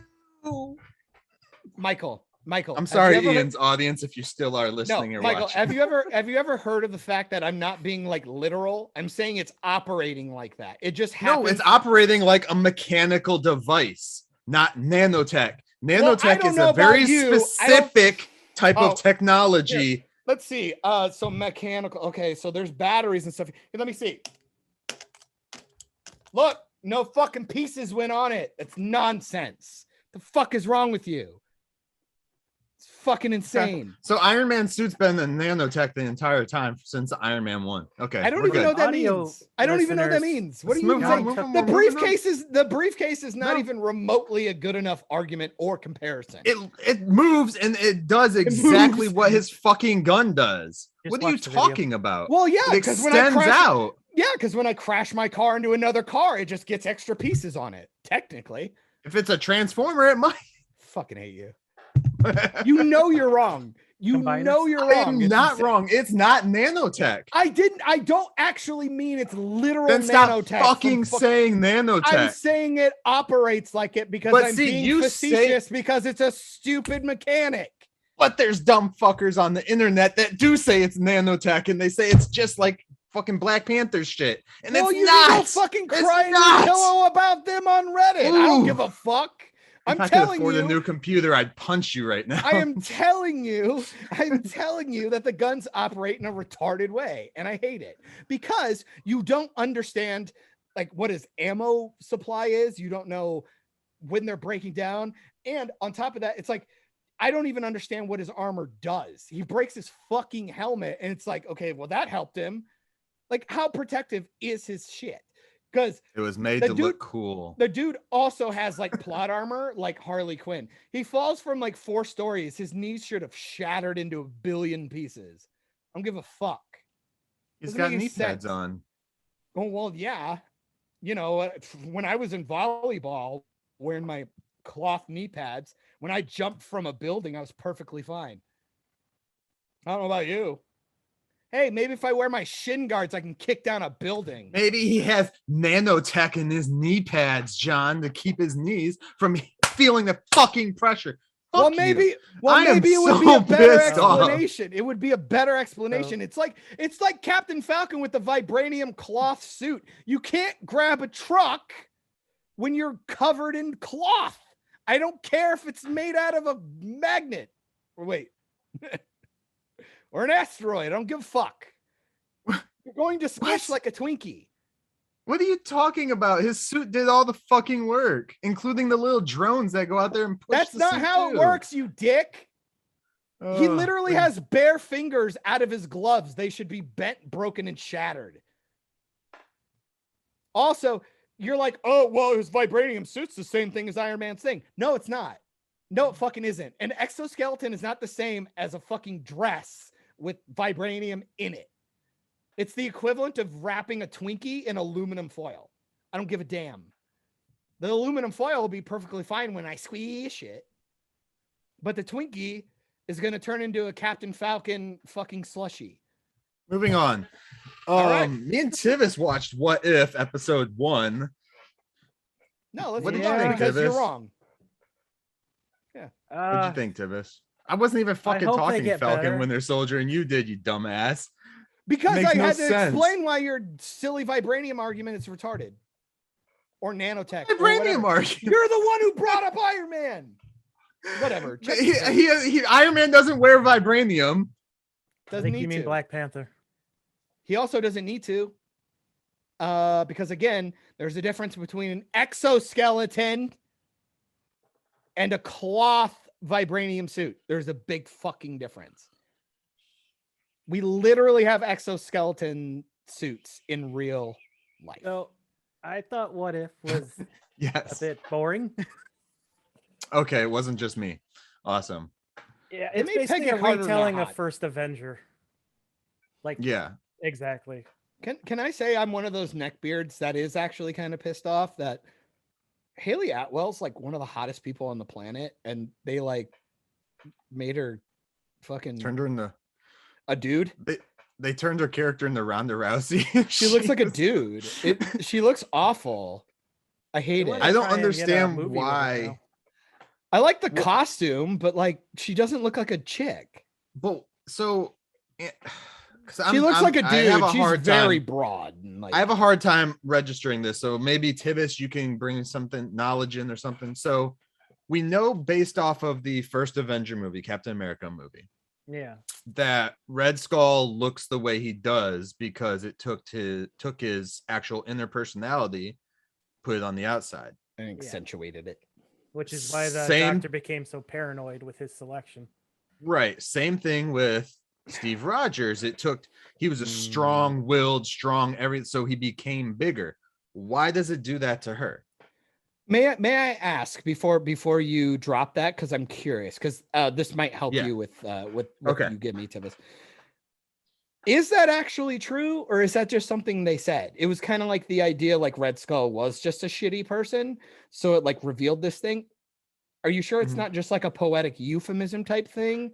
Well, Because like they said his all serum we have wasn't. is to go off what they said. so- Yeah, Based in the they movie, say because hi- I'm only also for other people out there too. I'm only going based off of Yes, what the movie the gave MCU, us, the MCU. not the comic So, book reasoning I or actually anything like heard that. a theory that I was gonna talk. It's like the reason that the serum was so hard to reproduce is not just because of what's in it, but apparently, it has the potential. Looking at those Except when it came to Isaiah. 4 examples, if we include U.S. agent, it takes genetic difference or fuck, how'd they word it? Basically, it affects everyone in a different way. Okay. So, which I'm not so sure I buy, but if they do go that route, that's fine. It's acceptable. But the fact of the matter is, Carter she's trained. Mhm. She wants to go into the field, and I know Steve was also trained, but he's sick. All right, there's no way he has the muscle memory for this shit like she would. So just right off the bat, she's ready to go out. Right. So that's how I. Well, I took mean, it. technically in the first Captain America movie, right off the bat, when the attack happened after he got his powers, he was already muscle Well, he memory and ran shit. and Yeah, I guess running, he tackle. was used to running. So yeah. he didn't do anything too extraneous right away. I mean, he was in that body for quite some time before he even went to go rescue Bucky, so he had time to adjust to it. So, but as as John pointed out, I love how it gave you long hair. For What? audio listeners, he put a hat on. So all we have to go off is this one line, so it's still open to interpretation. Right.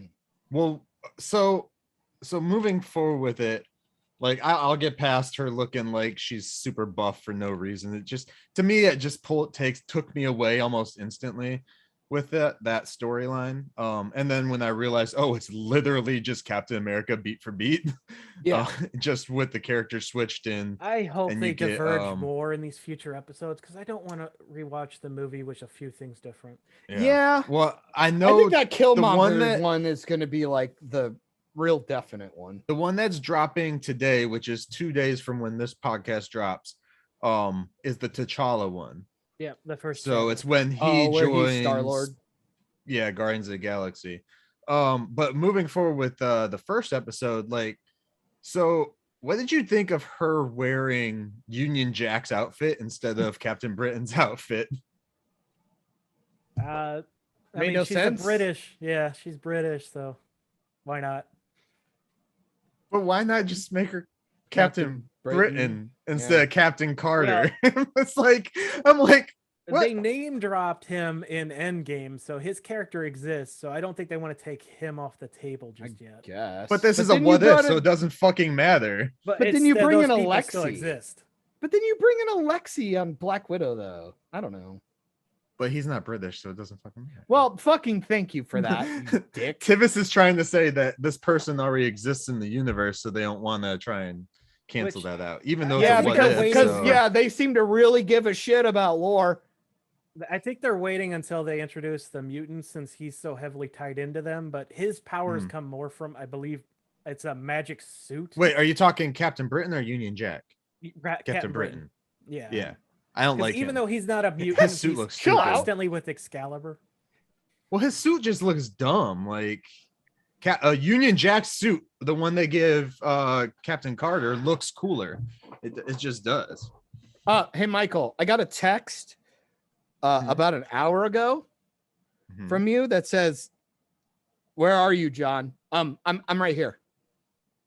It's before you got on. What's funny so, is you immediately joined afterwards. yeah. So yeah, that was another thing. I was like, why is she wearing Union Jack's outfit? But I we'll think the most move exciting past thing that. for me would probably be towards the end with the Hydra monster. Mhm. I am 100% sure that a Shuma Gorath, who is one of the weirdest fucking Marvel creatures, because Mhm. it's just a giant eyeball with tentacles. So Starro with tentacles. Kind of, yeah. Except I don't think it mind controls people. Yeah. Well, you also don't get to see its eye or anything like that. That's You just see why a I bunch think of tentacles. they're being ambiguous. Yeah. I thought it was the creature from Agents of Shield that they had shown with the Hydra people, but you told me it was too big or some shit like that. Yeah, it's think a it bit was. That's too what she said. large. Also, what she said. What'd you think about them turning Rogers basically into Bucky, but with the original Iron Man suit? Because that's the first Iron Man suit. That was an And interesting way- also, hold on. First of all, now that I think about it, He's starting to hate it. Stark. You could see it in his eyes. there's not much to really like, honestly. There's not much to really like, but no. So in this, Stark had already built this Iron Man suit, pretty much. He just needed a power source. So I don't What know. does that There was mean a time in- jump. There was a time undisclosed amount of time where they skipped forward to where he's like, I know what to do with this, and then you see him installing it into one. So That's But- ridiculous. he's had a fucking Iron Man suit. So in reality, in the original version, would there have been an Iron Man suit that he created? And he was just looking for a power source for it, you know? I took it as he spent the time building it. It was kind of a nice nod to Iron Man Noir.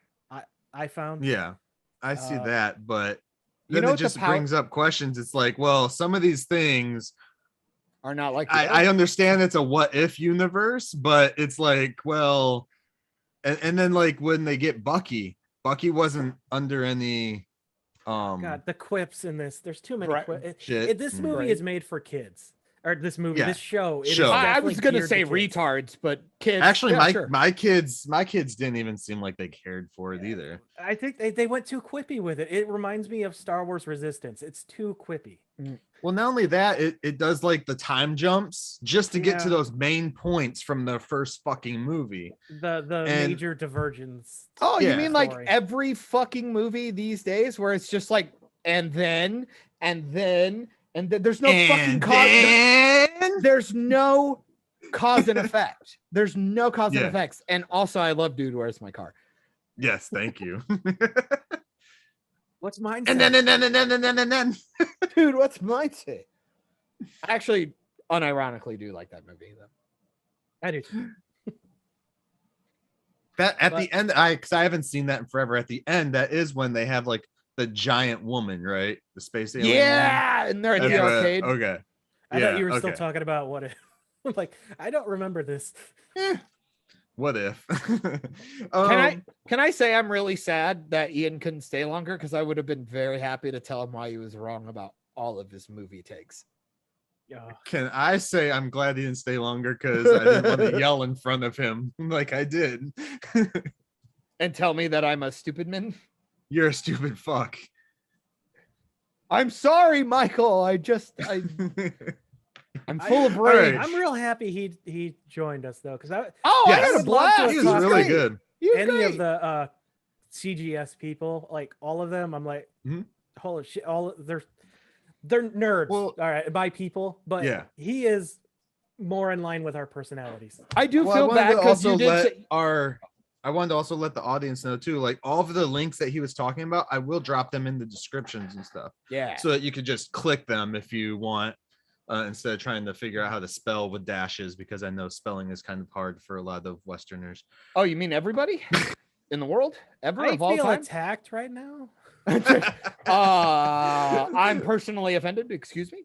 Good. I will say also, if any of Ian's listeners are here, before I get a fucking barrage, I get it. No, I did actually ask Tivis for all the links. I checked out a couple.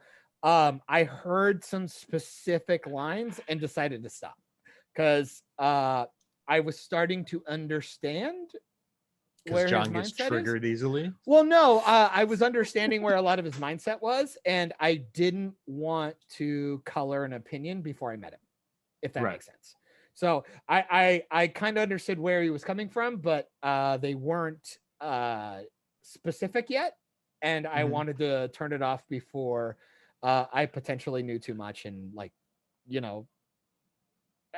colored my opinion too quickly.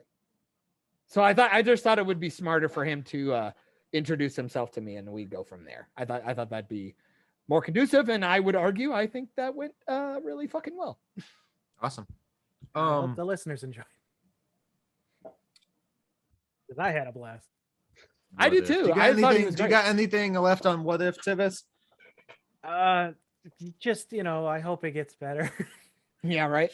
The only one I care about is I'm like, how are they gonna fuck up the Iron Man one with Killmonger?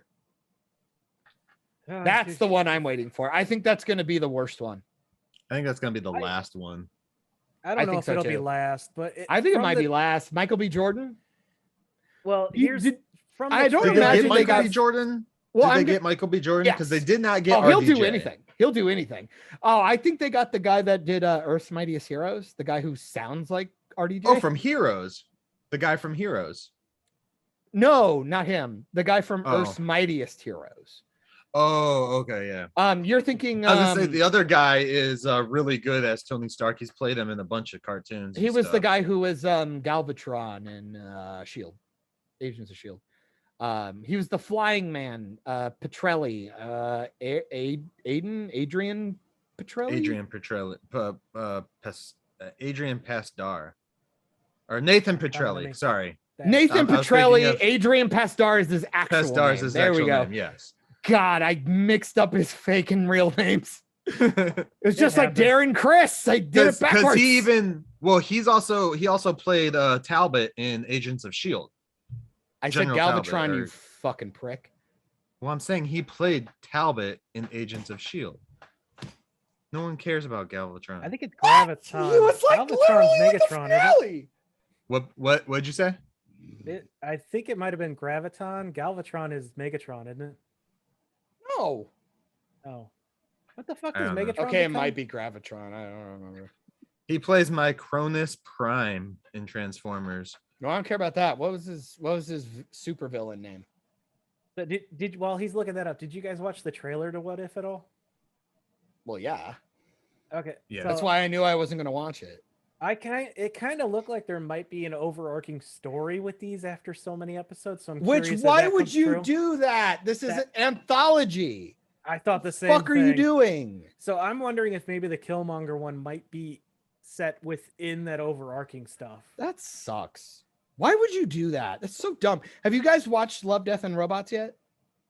No, but I've heard good. I things. have not gone back to it. no. I recommend the first season. The second season we started, there's maybe like 3 good ones. It's way weaker than the first season, but I recommend just watching them because they're anthologies and they're kind of fun. But the first season's fucking dope. Like I would say there's only like 2 or 3 bad ones out of like 12. Yeah. So I totally recommend it. I think you guys will like it a lot. I actually to this, there's 2 for a fact that I think you will specifically like, and I'm very curious if I'm correct. I can think of 2. It's just bad. Every time I think about it, it's late at night, and I remember Yep. people saying, "You should probably watch this in the daylight if you're sensitive to lights." No, it's not that bad. No, well, So I don't have real a problem with it, quick, but my wife does. So Well, and Michael, Adrian Pasdar has only done one Transformers thing, and it was only Micronus Prime. why the fuck does he keep bringing that up? I don't give a fuck about Transformers. Because you keep We were saying talking about Iron Galvatron. Man. is it Galvatron? Well, because I No, want he to know keeps the saying name of his. Galvatron. Because I want to know the fucking villain think he name of means him in Graviton. Agents of Shield. Is it Graviton? Yeah, I think Graviton? Oh, Graviton. Yeah, Graviton. You said Gravitron. That's a fucking Transformer. I said Galvatron first of all, and second, I No, you asked. didn't? Did he? Yes, I did, know. and I also asked you to look gonna it play up back. because I was probably wrong, but you just kept looking up Transformers like a dumbass. Because that's what I thought you were. You said something about Transformers. No, I that was said me. Shield like 4 Oh, times. that was you. You're the one who fucker. brought up fucking Transformers. God, you fucking inbred. He's played Iron Man a ton though. Oh my god, I hope you get. He rimmed also up played. by He also played Ultron in Marvel's Avengers Academy video game. which I You know, don't what that is. Gus Sorolla was Hawkeye. Yeah, for a short time until they cut that fucking game. He was terrible. He was really bad. He was not a Hawkeye. Let me tell you, there's nothing Chad about Gus Sorolla. Uh, All right. What was the other one that came about? Was there anything else recently that we did or Came watched? about. I Oh, Divis. porn or yeah, I got I finished Batwoman. Got to the I'm sorry. mid-season Supergirl CW shit. Yeah. Basically, that's all I got. Yeah. Oh, Yeah. so you watched Supergirl and Batwoman. Okay, well, in that case, to talk about something that's more lighthearted and better, did you guys see what was going on in Afghanistan? No, Sorry, I'm No. kidding. I'm sorry. Fuck That got dark fast. dude. Fuck. Well, oh, why? Because Ryan Nope. Wilder is Batwoman. You fucking racist. So I knew you were gonna go there. Look, we're off the rails. I'm sorry. So I posed the question in our group. Ew. What would you want to see Oh, if fuck. at all possible? Here we What go. would you want to see Scarlett Johansson play in the Yes. DC universe? And I suggested Giganta because why the fuck not? So I could stare at her. She ass looks like that's, her. huge. Yes. No, I'd make her Big Barda. No, that's a lie. That should be Gina Carano. I could see that. yeah, I still maintain she should have been Wonder Woman, but that's just me. Because Gal Gadot, if Gal Gadot proved anything, you don't think she's necessarily too need built acting for talent Wonder to Woman. be fucking Wonder Woman. I think Gina's too built to be Wonder Woman's. She's supposed an to look a little lanky. Amazon. She should be built. And she's not even like that big. Also, she is the could- smallest. also- She is the smallest built of all the Amazonian women Yeah. that you see on the island, which is sad. I think And not Depending only that, she was a UFC fighter. Have you seen her when she's in her prime? She can cut. Oh no, I'm talking about Gal Gadot. She's like smaller than the No, rest no, of the no, no. That's what I'm Amazonians, saying. Well, and he's she's the talking about. god. Well, we're having two different conversations. Yeah, I understand. Tivis Well, that's what I thinks was that gonna say. Gina's She might too be a- built. yeah. I thought she Too was built? awesome in No. Deadpool, but she could easily lose like 50 pounds. She's a UFC fighter with a lot Does of she work- determination. I don't like asking actors to do that though. Well, If- no, but she's actually like an athlete. She does Go back action and tell films. Chris Pratt that when he dropped like 100 Boom. pounds and then put on 50 more pounds and then dropped more weight and then put more weight on. Oh, you mean Christian Bale? Oh, Christian Bale did it hard when he did that AIDS movie, right? Like he dropped. AIDS movie? You mean the Yeah, he did machinist? No, he did one where he was like an AIDS patient. Are you thinking Matt Damon? I You're don't thinking know, Matt one Damon. of those. Oh no. It was Matthew McConaughey. That's who it was. Because that's why Matt Damon stopped doing it, because he had to do that on like, I think it was called like the Thin Red Line or some shit like that. And then he said he ended up having a gallbladder problem and he just never did it again.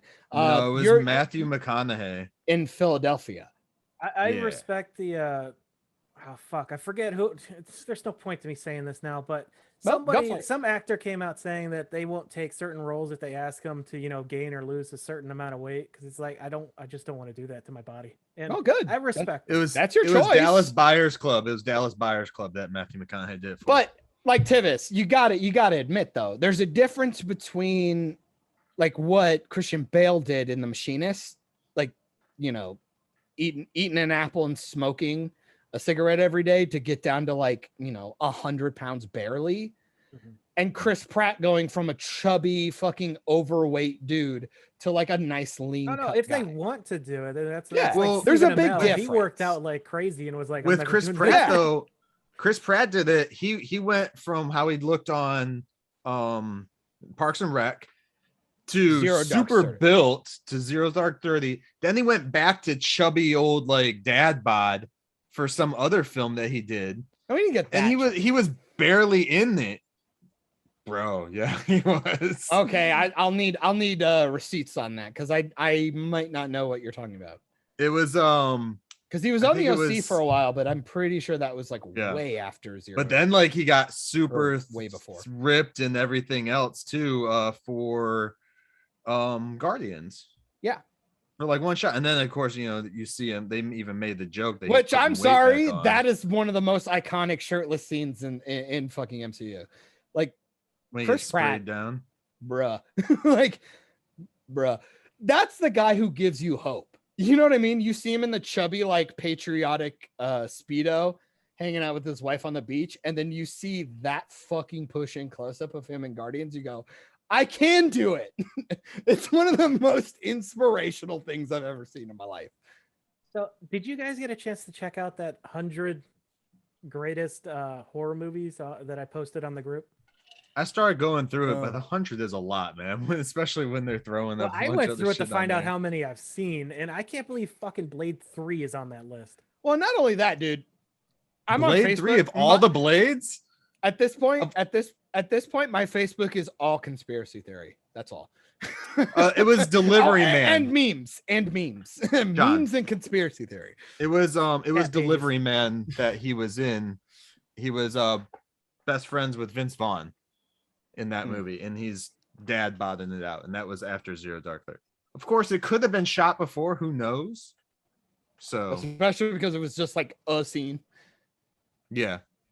Well, no, it's a few scenes, Well, but probably shot them all in one day. Is what I mean, or in like a week. Wanted when he gets his fucking teeth knocked out by a keyboard. and then it says "fuck you." Yeah, Oh, what an edgelord film. which James Gunn Du- du- used du- a lot of that too, like the keys being saying something. In the new Suicide Squad movie, he did that with. Oh, like, that the shitty film that just transitions. came out that was a piece of shit. Yeah. I'm sorry, Polka Dot Man was the only good thing about that film, and then they fucking just. killed him as a Way was joke. cool, man. I think it's amazing that we all feel the same about that movie. I really didn't like it, man. I just like. Oh, I feel like I'm on a fucking. I understand that you guys don't like it, but I feel like I like actually hate it, like actively hate it, because I feel like I'm on this fucking island where it was just like I expected better, and people are just like, "Whoa." Sad. You know, it was just like, man, James Gunn, you've been fucking nailing it. And I know Brightburn was kind of a miss, but like, John it was a neat is concept, on but the island, fuck. Porto Maltese. Don't fucking DC me right now. I Or like it was just clone fucking waiting to be dumb, harvested for dude. organs. So goddamn dumb. Like Starro, like what are we doing? And they're like, Starro's a badass villain though in the comics. They didn't yeah, really dive into but it. no, they just but made it a fucking thinker. kaiju. They ruined the Thinker. Tivis, don't go like that with Starro. You know he fucking took over the Justice League like his first issue. All he did was he ejaculated on a bunch of people randomly because the fucking assholes who had machine guns didn't even fucking bother to shoot into the sky when they knew what that thing was gonna do. Like they knew. They saw it happen. Like 2 or 3 people got taken over by it, and they're like, "Oh, here comes a million more." Fuck. Apparently, my gun doesn't work. So I don't know, John, if you listened to the episode last week, but I even was like, Starro just reminded me of Bebo from fucking Legends. You know, honestly, that was the vibe. That was the vibe. It was just kaiju. It was like a rated R Legends of Tomorrow movie with villains. Well, that's how it I doesn't. felt. Which even Legends has villains, so actually it's just Legends of Tomorrow. Well, it doesn't even rated help R that, and gore. Well, it doesn't help that you cut away to some jackass that I don't give a fuck. It's like Jurassic Park, fucking Jurassic World all over again. Like we're just gonna cut to Nick from New Girl to have a fucking funny quip. I don't give a fuck about you. I don't care. Who? You watched Who's that? The big fat ginger guy who's like, "Oh, we got a kaiju in this motherfucker." I don't act care. like I the watched warden fucking of the New prison. Girl. I like That guy- New Girl. It's a good show. That guy's Fuck the you. warden of the prison. Well, still, I like this. I like New Girl. Shut up. It's a good So show. you watched Peter Capaldi's Doctor Who, right? Yeah, he's. Did you think he was just doing the Doctor again? What do you mean? That's what I felt like. with It was the exact Thinker? same personality. No, I just don't think he's a particularly good actor. I think everybody keeps saying he is. He did like a stint on like some, I don't know, crime drama or something. He does dramatic because he's got that like old person gravelly There's voice. also Paddington. Huh? He's in Paddington, and he's Doesn't he go a little more comedic on that one? yeah. Well, most people don't even know he's in it. I'm just gonna throw that out there. It's one of those things like what's his face? The guy who played Cyclops. He's like in Sonic and Hop. Oh, and James Marsden. He's in all these James fucking bullshit Marsden. movies, but he kind of forgets. Like we kind of forget he's in them because he's just generic human. He's the That's what he is in Paddington. I don't get he's what the a rival to one of the radio hosts I listen to because they both worked at the same Canadian theme park. I'm just saying, like, I don't find Peter Capaldi to have a lot of range. I think the reason why people like him, he's got a presence when he does dramatic stuff, and he's got a voice. But like he's weird looking, and I never buy him. And I thought and this is horribly subjective, I thought his doctor outfit was fucking lame. But I'll keep saying started good and got worse. I'll keep saying because I think you even quoted it on Facebook, Tivis, the other day. The war speech when they're gonna touch the buttons. My favorite speech of the whole It's show. one of the best speeches in Doctor Who history. It's just a shame he had to deliver it. I thought he did a fantabulous job. Tim is gonna reach over and kill you now. No, I'm dead ass though. I think he does a really good job, but man, I would have paid some serious money for Eccleston or David Tennant to do it. Because Eccleston has a much more like anger-filled, bipolar kind of feel to him. David Tennant was the one who always felt more stable, but when he got pissed off, you're like, whoa. But like Eccleston giving that would have been fucking dope. I'm sorry, Peter Capaldi did a fine job, but what a fucking waste of one of the best speeches in the show about war. Eccleston would make a good makes me Bond mad. villain. Oh, well, he was in Fast and the Furious. And G.I. Joe. No, not Fast and Furious. Gone in 60 Seconds. Sorry. Thor: The Other I was Dark gonna World. say Other I don't cars. remember him in Other that. car movie. Sorry. He was the villain in that. He liked to build models. He liked wood. Yeah, he did. Yeah, boy. Yeah, but no, I'll tell you. I mean, guess to go back to your original thing. I don't think he was even acting like the Doctor. I think he was just acting. He was just saying lines. Maybe I he was think just he let being the himself. Well, no, it felt like he let the costume do the work. What? That's Like he was just silly. He was just silly. He was just silly looking. So it's like, well, he's so weird Flash did looking it when so he's much on better. camera. I'm going to be focused on him because he's weird. You know, not necessarily because he's compelling me. I But just it's like, find what it- the it's- fuck is he wearing? You know, that It kind was of thing. just such a letdown to see the Thinker. And Rick Flag sucked. just- He was a completely just different do that character. shit. Like, what the fuck? I was just upset with the Thinker, like 100%. Especially because the Flash did him so much more grandiose Mm. than that. I mean, not saying that that season of Flash was 100% perfect, but that was a lot better of a version of. I The agree. Thinker. I agree. Like him, Professor Xing in the fucking Mhm. chair. Oh And man, that's actually supposed to be the fucking same- thinking. Those are supposed to be the same characters. Oh fuck me. Well, that makes this Yeah. movie worse. I'm sorry. The CW fucking did a better job. What the fuck? What the actual fuck? I didn't Here's even know hoping that. Matt Smith can redeem the Doctors in Morbius.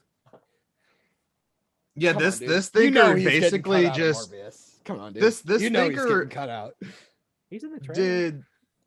He was in the trailer for fucking Genesis, and they got Wait, fucking who? halfway Did rid of he? him. Who? He was also supposed to be Matt Smith. He was supposed to be Mortis in Rise of Skywalker. And Why? fucking didn't Why? even bring Why him would up he be cut out? Why would he be cut out? because he's been cut out of like 4 other movies at this point and a He had TV Did show. shitty he- luck with Did he do franchises. something or? Yes. No, they What just did he do? no, they just bring No, him in to be a it's character and then they just fucking cut him. They're like, ah, That's well, fucked his up. character didn't make sense to the story, so they got fucking rid of him. He's It's had some happened like 3 terrible luck. times. It's fucking insane. It's actually a joke. It's like Sean Bean getting killed in a movie at this point. It's a fucking meme. Or like Matt actually Damon hilarious. coming on to the Jimmy Kimmel show? Well, better than Jimmy Fallon because apparently Jimmy Fallon diddles underage kids at after parties. Bummer. Hmm. Oh, and Um, Horatio Sands. So that's neat. Who is he? That Yeah, I name know, sounds right? familiar. Like, right? No, I'm 100% serious. I'm like, No, who that's is what I'm he? saying. He was an SNL I guy just- who Okay, he's a that's probably where I've heard the name. fat Hispanic dude who like did like 2 movies and then fucked off. So, am I the only one? I think Tivis Yes. said it the other day. Jimmy Fallon annoying? isn't he? Do you get him confused with Chris something. Philip Chris- DeFranco? no, Chris O'Donnell? Fucking hell. Dalia? He was in the middle. He was in Monkey Bone. That's what I remember him from. Does anyone remember the film Monkey Bone? I do, because Brendan Fraser is a fucking national treasure. Fuck yeah, dude. Chris Kattan. Oh no. Chris No, I always Kattan is get them- much more annoying. Actually, no, they're both annoying. I was But at gonna least say, Chris- they're both kind of annoying. But at least Chris Kattan did Night at the Roxbury, and I loved him in that. That's what his big one was, Night at the Roxbury with. Oh, don't Will forget Ferrell, about right? what was that? The fucking almost said Little Nicky. No, it's that bullshit one where he's like in the mafia. Yes, I was just looking that You one. up. guys want I some love that one. cookies? Fuck is Hmm. that one? The fuck is that called? I know He he was was in also the in Guest Undercover House Brother. movie with. Yeah, for like 2 seconds. He's like one of Hmm. the like nerds in the underground. No, oh, I thought you were talking about Undercover Brother. I was like, he's the main villain. Oh shit! Yeah. Nope, I was wrong. Yeah, he is the fucking villain, isn't he? God, I haven't was seen in Undercover. House I was thinking on- Porky Pootie Romano. Tang too, and I got confused. I don't. This says he was in House on Haunted Hill, but I don't. Yes, he remember him in was. House He on- absolutely was. Who was he? Yeah, he was just one of the people. Just one of the people in the house. Was he? Yeah. Man, I have to rewatch that movie. Do you, That was though? like one of my favorites. That House on Haunted Hill and 300 Ghosts or No, 13 Ghosts. 13 Ghosts. Yes. That one. 13 Ghosts is awesome. I would like to I see watched them that too do... young. I watched that too young. It scared me. Really?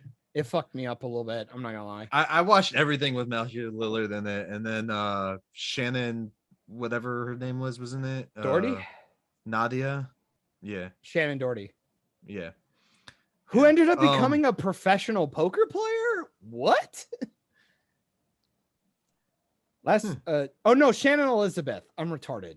Shannon Doherty's the fucking one from Mallrats and Charmed, who like got fucking blacklisted because apparently she's a gigantic cunt. That's what. Is that why Kevin Smith isn't last using her movie I anymore? remember Shannon Elizabeth doing before she became a poker player was when she got raped by a snowman in Jack Frost. The evil Jack Frost one, not the Michael Keaton one, right? Well, granted, I find would them both hope. to be. Granted, I find them both to be evil, but you know. Does anyone remember the Michael Keaton one? No, because it was shit. Okay. That's a depressing ass movie, but I was Yeah, like, it I is. don't remember that happening in this movie. But I forget there's fucking 7 films called Jack Frost. Yeah, fucking the Yeah. serial killer who turns into a snowman gets like fucking defeated because he ate a cookie with antifreeze in it. Antifreeze. Do you want to know why? Because the kid felt bad for their sheriff dad and said, he's like, what the hell did you put in those? He goes, antifreeze.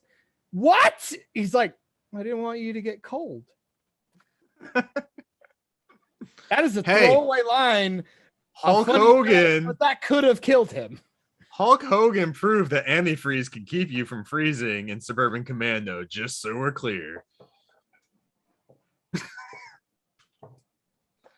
Okay, if you guys aren't remembering these fucking references, I'm making you watch these goddamn movies. You really don't think I know Suburban Commando?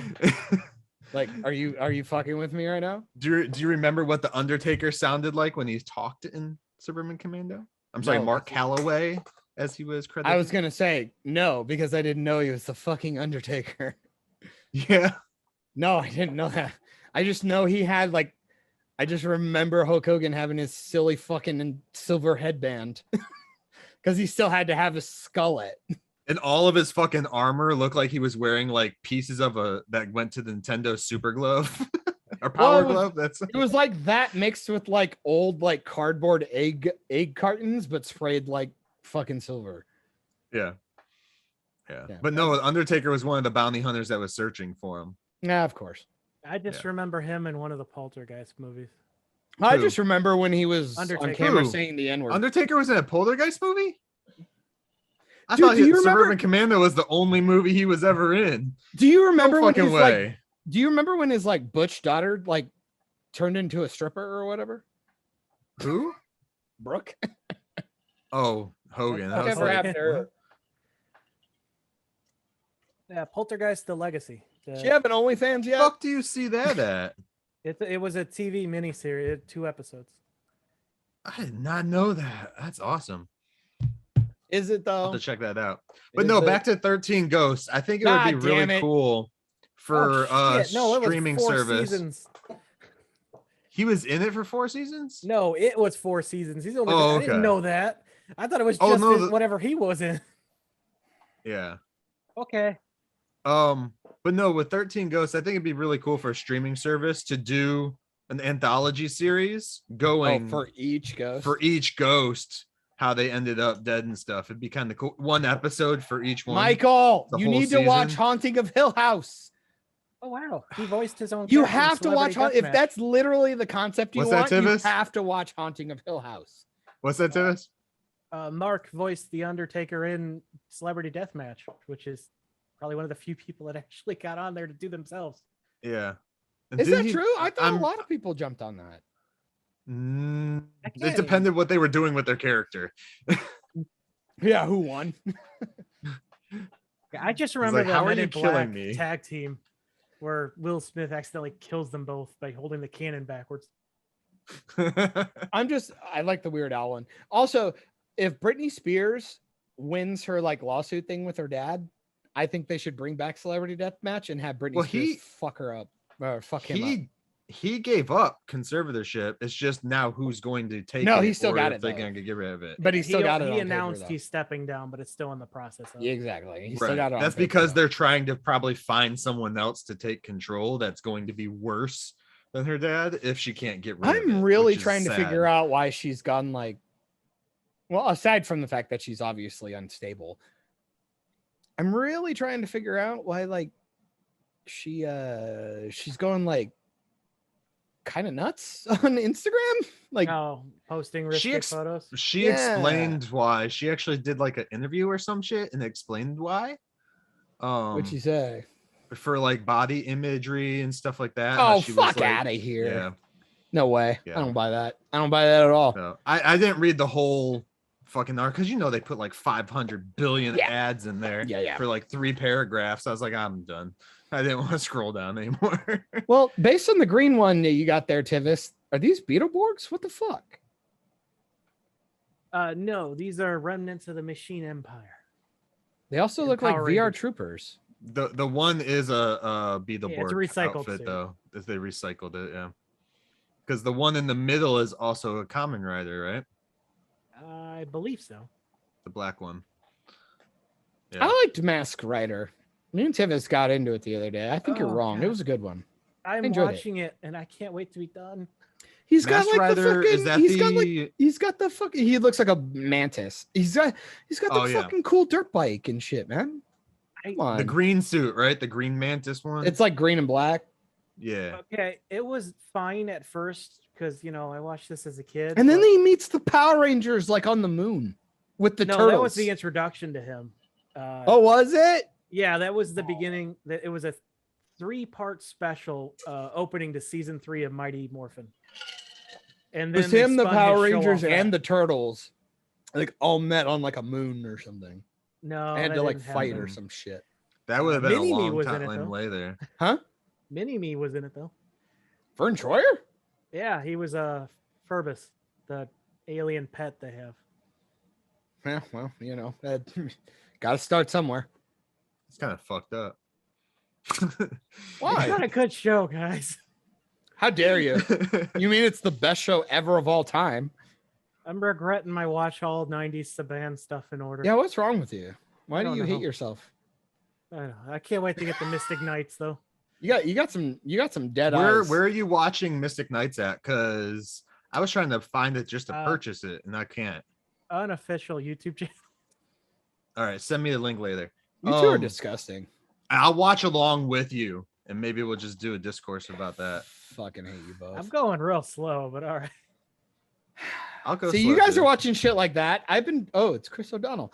I'm really trying my best to get my mind right because I want to watch Anthony Hopkins, the father.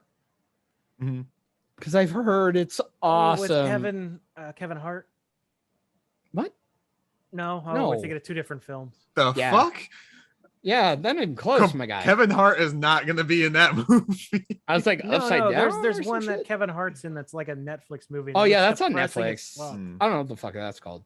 No, Anthony Hopkins. Like, I guess the idea is that like he may or may not have dementia, and people are fucking with him, and we don't know.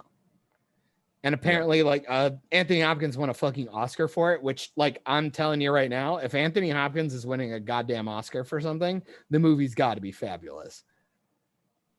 Because he was in Silence of the Lambs for like 14 minutes and won a fucking Oscar for that.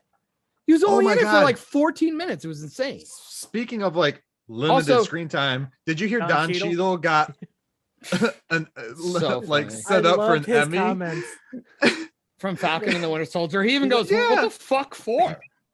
He was like on screen for 30 seconds, if that. Which I'm sorry, that only brings into question as an MCU fan. It's like, where the fuck was he the rest of the fucking show? He should have showed up at some point. Maybe they cut him out. Maybe the Emmy people got to see the episodes beforehand and then they cut him out. Fucking hell. It's insane. So. Tivis, Let me just make fun of them, please. 'Cause Also, it's your fucking picture- retarded. Talk about a fucking throwback. That was a picture you used like in the first like 3 or 4 podcasts we were in. Oh yeah. But no, upcoming movies. I do want to watch The Father. I also want to watch one that's out now, The Green Knight. I want to see that. I'm very curious about it. Hey Tivis, you know that face behind you? That's what Michael looked like when he was being birthed.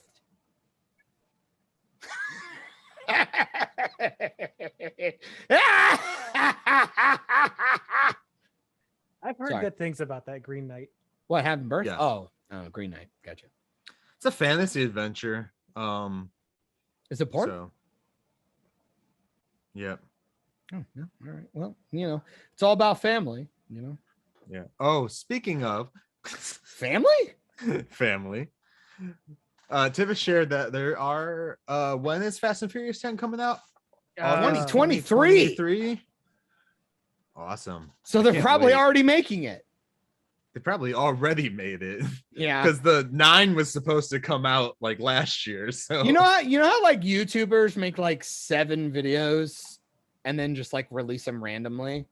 Mhm. I feel like that's what Vin Diesel's doing with Fast and Furious. He's like, fuck it. Why Let's the just- fuck not, dude? Let's just record a bunch of shit and we'll just edit it because fucking nobody cares. Don't do it like Pirates did, where you release it 6 months apart.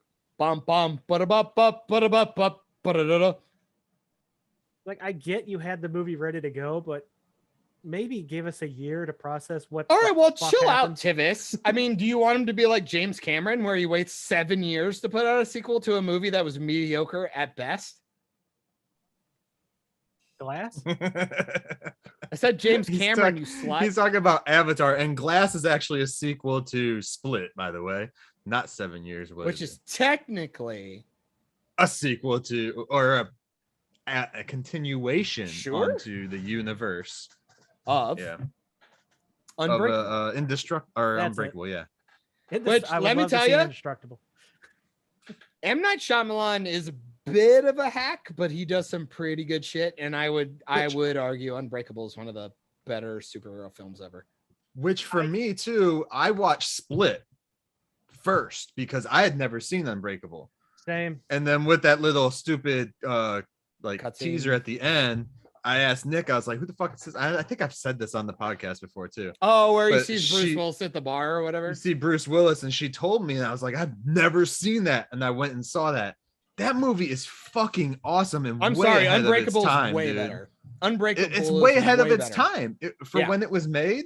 Like agree. if that would have come out in the comic book reign of shit, that movie would have been a huge hit. Nah, I disagree. I disagree. It's M. Night Shyamalan had a persona that people Because couldn't there's- get away from. But there's And- nothing in Unbreakable that screams M. Night Shyamalan. I disagree. Huge twist. Tell me. What easy. twists? The twist at the end. Huge twist. with Give me Glass. a huge twist. That you find out that Samuel L. Jackson was doing all of it.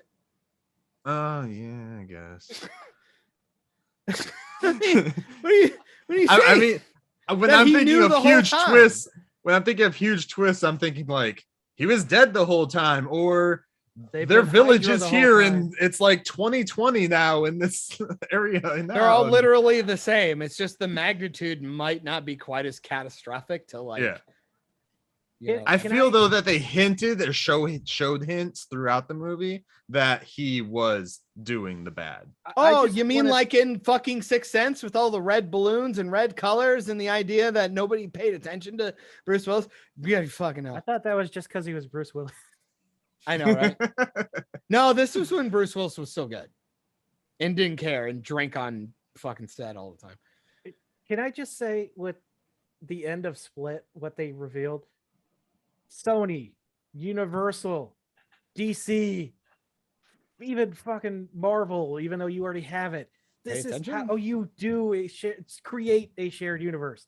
Well, Don't put I mean- everything in one fucking film and Oh. telegraph it. I mean, Tivis, they literally stole this scene from Incredible Hulk. It was a bar scene where they just randomly saw a character. If I didn't know that was happening beforehand, that would have blown my Fair mind enough. too. Yeah, sure. Well, what I think Tivis is trying to say is like the entire movie had nothing to do Sure. with the first movie. That's what The he's Mummy? trying to say. As long as you go back and there's at least some inklings in there that you find, I would prefer that. So it was actually feels more deliberate than tacked on. Well, You know what I mean? The Incredible Hulk that you were, if you the opening credits, you see, you know, they reference Stark and Shield and like in the like the imagery they're showing with the credits. Well, that's definitely not hard to do because that's in the universe and it's in the comics. This is something different. Like this was him making his own Well, even universe. back then, when they mentioned Superman in, was it Batman and Robin? That was like an oh shit moment Sure. Yeah. So because they never out referenced of- jack shit. what did you guys think? Because like Glass, Split, and Unbreakable, they're three completely different styled movies. I think I mean, Glass is a huge disappointment. I think it went off the Okay. rails and I thought it got too I much can't and I didn't participate. I care. haven't seen them all. haven't I seen- read which one haven't you synopsis seen? and Split and Glass. oh really? You haven't either. seen those two? I Well, you said thought you Split fucking was good. Ugh. I thought Split was good, mostly just because of the acting and the storyline. I didn't really care about the shared universe stuff. Even when it came up, I go, "Oh, this isn't going to go anywhere." And then all of Right, a I sudden, didn't think it was gonna do anything. yeah. And then all of a sudden, Glass comes out, and then I go, "Oh, they're fucking tryhards."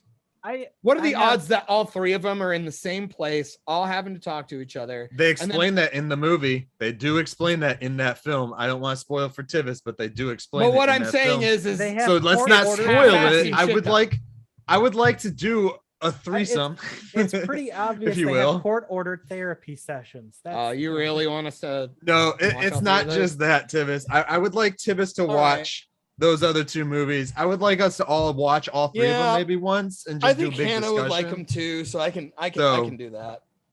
So yeah, because Especially if they, there's like a they do box set explain. for like 10 or 15 bucks. I'm I'll- sure I'll- you I'll could buy probably it. buy them all for like $10. Look, Yeah. with M. Night Shyamalan, this is how I know what happened in Split. When M. Night Shyamalan movies come out, I purposely go look. I'm like, what is like? Because I don't watch a lot of them. But I He's like, know what's the what he's twist known ending? for. Well, Spoil don't the look for fucking twist, movie you for me. ruined the Why movie. not? I'm not gonna ever watch it normally, so I just like, okay, what does he do that shifts everything in this one? It's like a game to me.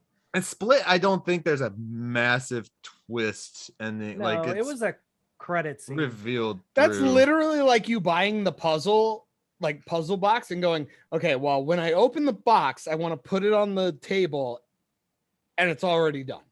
I understand Okay, what it then is, I'll but destroy it and remake again, it. these are movies I'm not gonna watch. Well, you're Well, about now to, you are. bitch. Yeah. Well, this was the one instance I'm like, damn, I wish I actually saw it. Yeah, because then you wouldn't have to fucking subject both of us to this shit again. You could have had an actual conversation and we would have been fine. But now I personally I have to devote enjoy. like 15 hours to this shit because of you. Well, Thanks, I Tivis. I enjoy Split. Glass, it's hit and miss for I certain don't like points Glass. in it. I think so it's fucking dumb. It jumped the shark. it really I'm did. sorry, It went way when too. James McAvoy's running around like a fucking great Ah. ape, like doing weird superpower shit. I'm out. Well, he does that in Split. But like, I'm Dude, sorry. he's- We'll Come talk on. about it later. We'll talk about it all later. right. Future I think that was episode, in a everybody. trailer, so it's Yeah, some of it was in the trailer, but Fucking we'll dumb. talk about that later. Fucking dumb. So yeah, I'm. Well, I think that's it, man. Like, I hate I to, think we're be a dude, but cashed. I feel like we exhausted a lot. And I'm not gonna lie, I very anyone is much still think, listening at this point, thank I you. We enjoyed appreciate having Ian around. That was fun. oh yeah. What was I'm that? a that you very were good saying, dude. I'll have to Tivis? check his stuff out because apparently him and I do not agree on anything. What's different than you and Tivis then? I know, right? Well, I just can I make did the really joke? find Can it I make the enjoyable. joke? Obviously, I understand why he was a guest of Tivis. I do find it interesting though that he got onto a show by being a listener, just like I know, Tivis. right? Mhm. And you know, Not like a basically the same parallel or fucking anything thing. like that. I wanted So- to ask him if he There had you go, ever hosted Tivis. You have a con career like some of these- eventually. Yeah, you're gonna be our producer. He bitch? was proactive. I'm not. Fair enough. Hey, know your strengths. Oh yeah, he does. They do. They do. Yeah, you said They- doo doo. They do their show at cons and stuff too, live, don't they? Oh, yeah, a lot of like, oh, he was saying CGS has a huge list of people who have and continue to host, and many of them have hosted cons, worked at cons, been That's nice. presenters.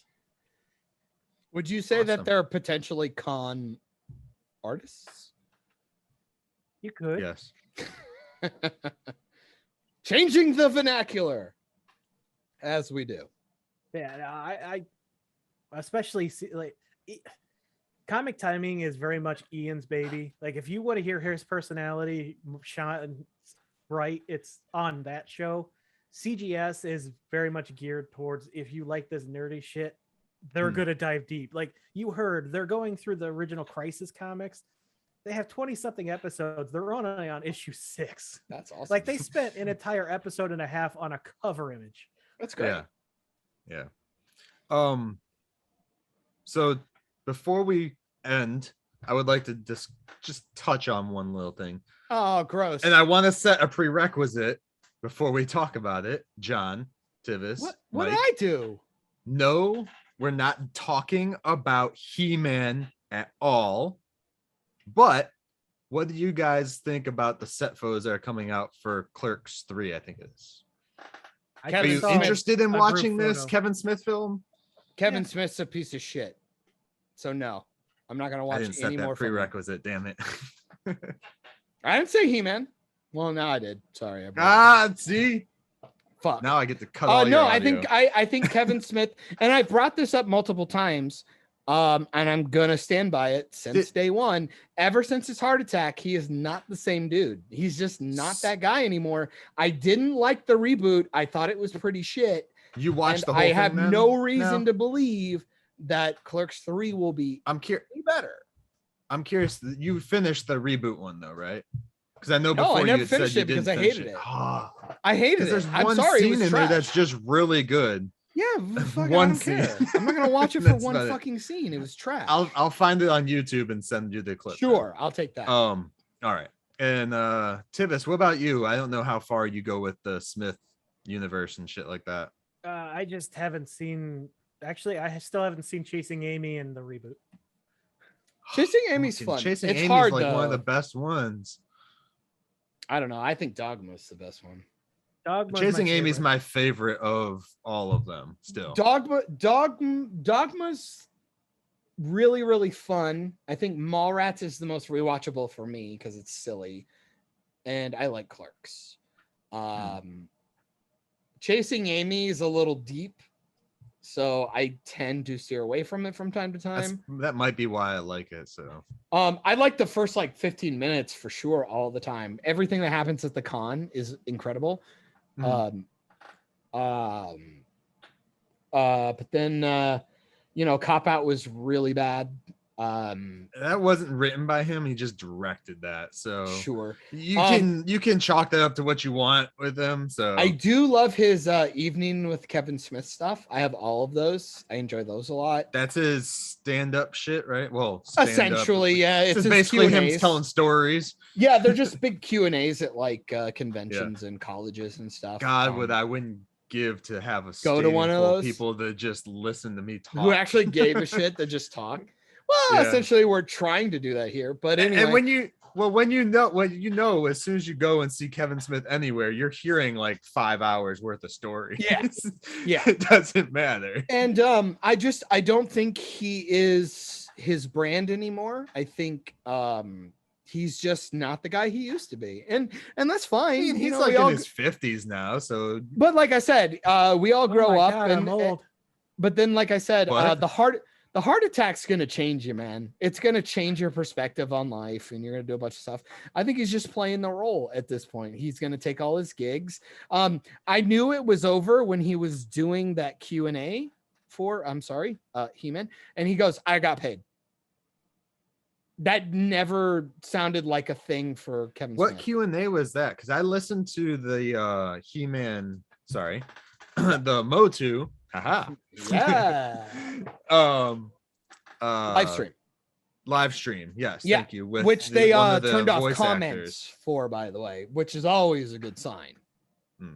I just listened to the episode, so he literally says like, look, man, like the executive said it was good, and they're like, oh yeah, we might see a drop in numbers, but this is good. People will tune in because there's controversy. And really whatever, man. I got paid, and it's like, wow, all right, you showed your hand, you're done. You're like, you're done. I did enjoy the fact that he's like, well, Netflix they're like, we don't fucking care what Rotten Tomatoes says.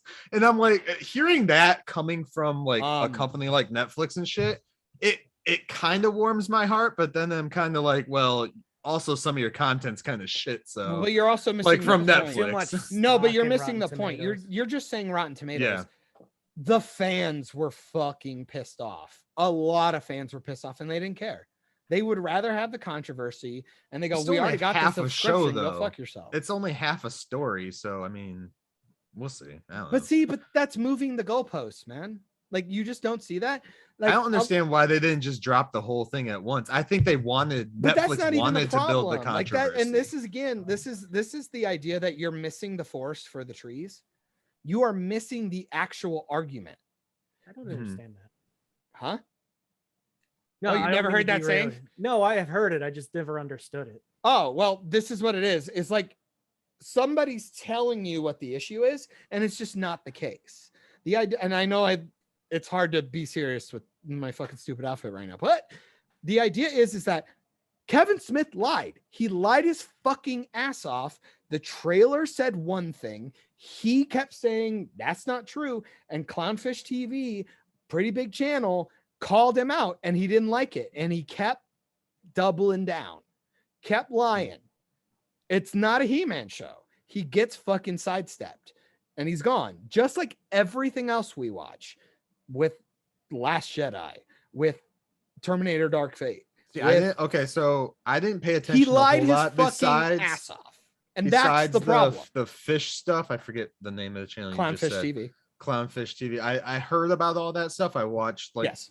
the back and forth and that in the discourse. I did not agree with how he handled it, for sure. Yeah. I heard he did publicly apologize. No, he didn't. Yeah. No, he didn't. I will have to find it and show you. Yeah, then. trust me, he didn't. It was one of those backhanded bullshit things like, oh, well, you didn't get what you wanted, and maybe I handled it kind of that's not a fucking apology. He said something to the lines of like, he should not have gone as hard as he should have, or some shit. But then fine, he goes on a fucking live stream and completely redacts all of that. Says, fuck it, I don't care. I got paid. Like, go fuck yourself. Okay, so with all this shit going on, I understand where your stance is. Sure. And you got to remember, I'm a huge fan of this guy. But now I'm done. I'd fuck him. I don't give a fuck about anything going on.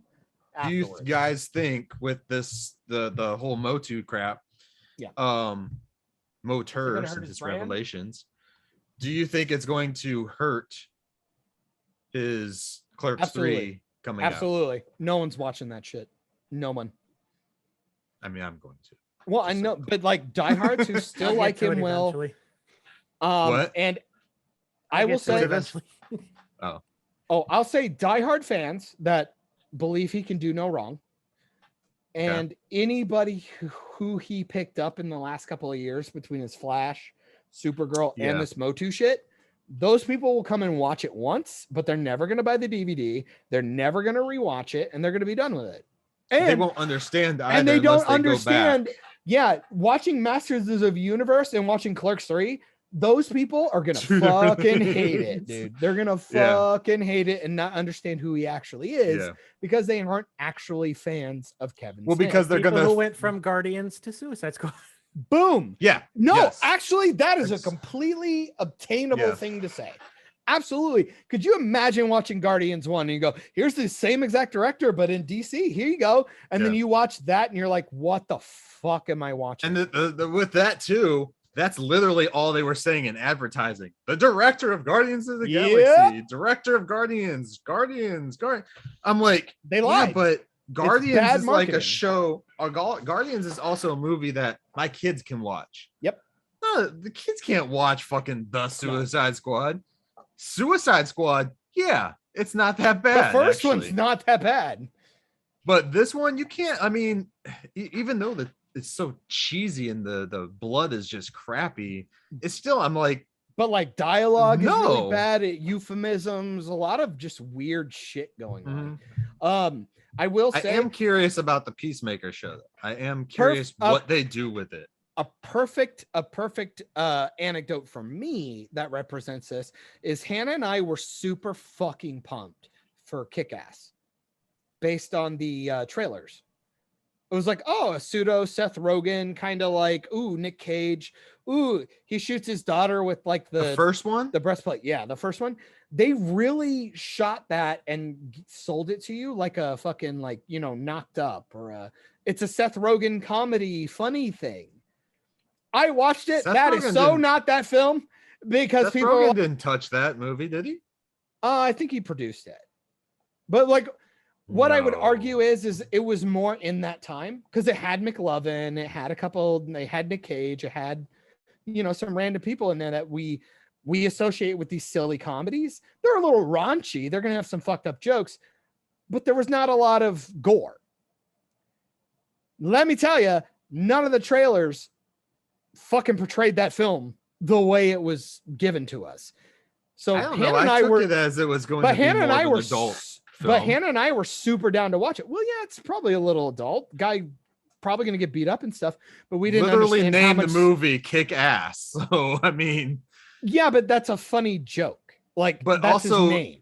I guess it also comes out. I didn't think I was going to watch Nick Cage get lit on fire and watch fucking a 12-year-old girl stab a dude in the fucking testicles. That's when you get the difference, though. So like Kick-Ass came out too. What 2006, 7? Sure, some shit like that. I don't remember. Let's just even argue. Like I just know it was before like everything was all over the fucking internet nonstop. Well, I'm where just you saying didn't have marketing. your red band trailers and shit like that. Well, that's what I'm saying. It's bad marketing. And then people would make the immediate argument, well, you didn't know the graphic novel. Yeah, fuck you. You really think the MCU at this point is being fucking sold to people who actually like the comics? Go fuck yourself.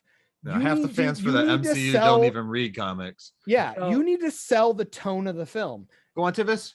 The comic came out 2008, movie 2010. Boom, I knew it. Fucking knew it. Because I remember it because it really, really bugged me. It was one of the first missteps that Hannah and I had. Huh? It happened with Invincible. Yeah, too. Yeah, absolutely. People didn't luckily realize I how knew dark going this story into was. it. Yeah, I went. Well, I went in knowing what was going on. Dumb parents did the same thing with fucking Deadpool. They tried to take their kids to the first Deadpool movie. I'm like, are you serious? It's a Marvel movie. I don't know. It literally says rated R, you fucks. Yep. Like, pay attention to the rating before you take your kids into something. But like, if it's like a Deadpool or the Suicide Squad, before we would let Micah watch them, we watch it first. Yes. No matter what it costs me. Yes. First off, it's called parenting. Yeah. Second, I gotta tell you, I will play devil's advocate on this one. The rated R should be the call for you to vet, but at the same time, you can get a rated R for just bad language and maybe some nudity. Well, Batman v Superman, the extended cut, is a rated R cut too. It just has a little extra blood. Yes.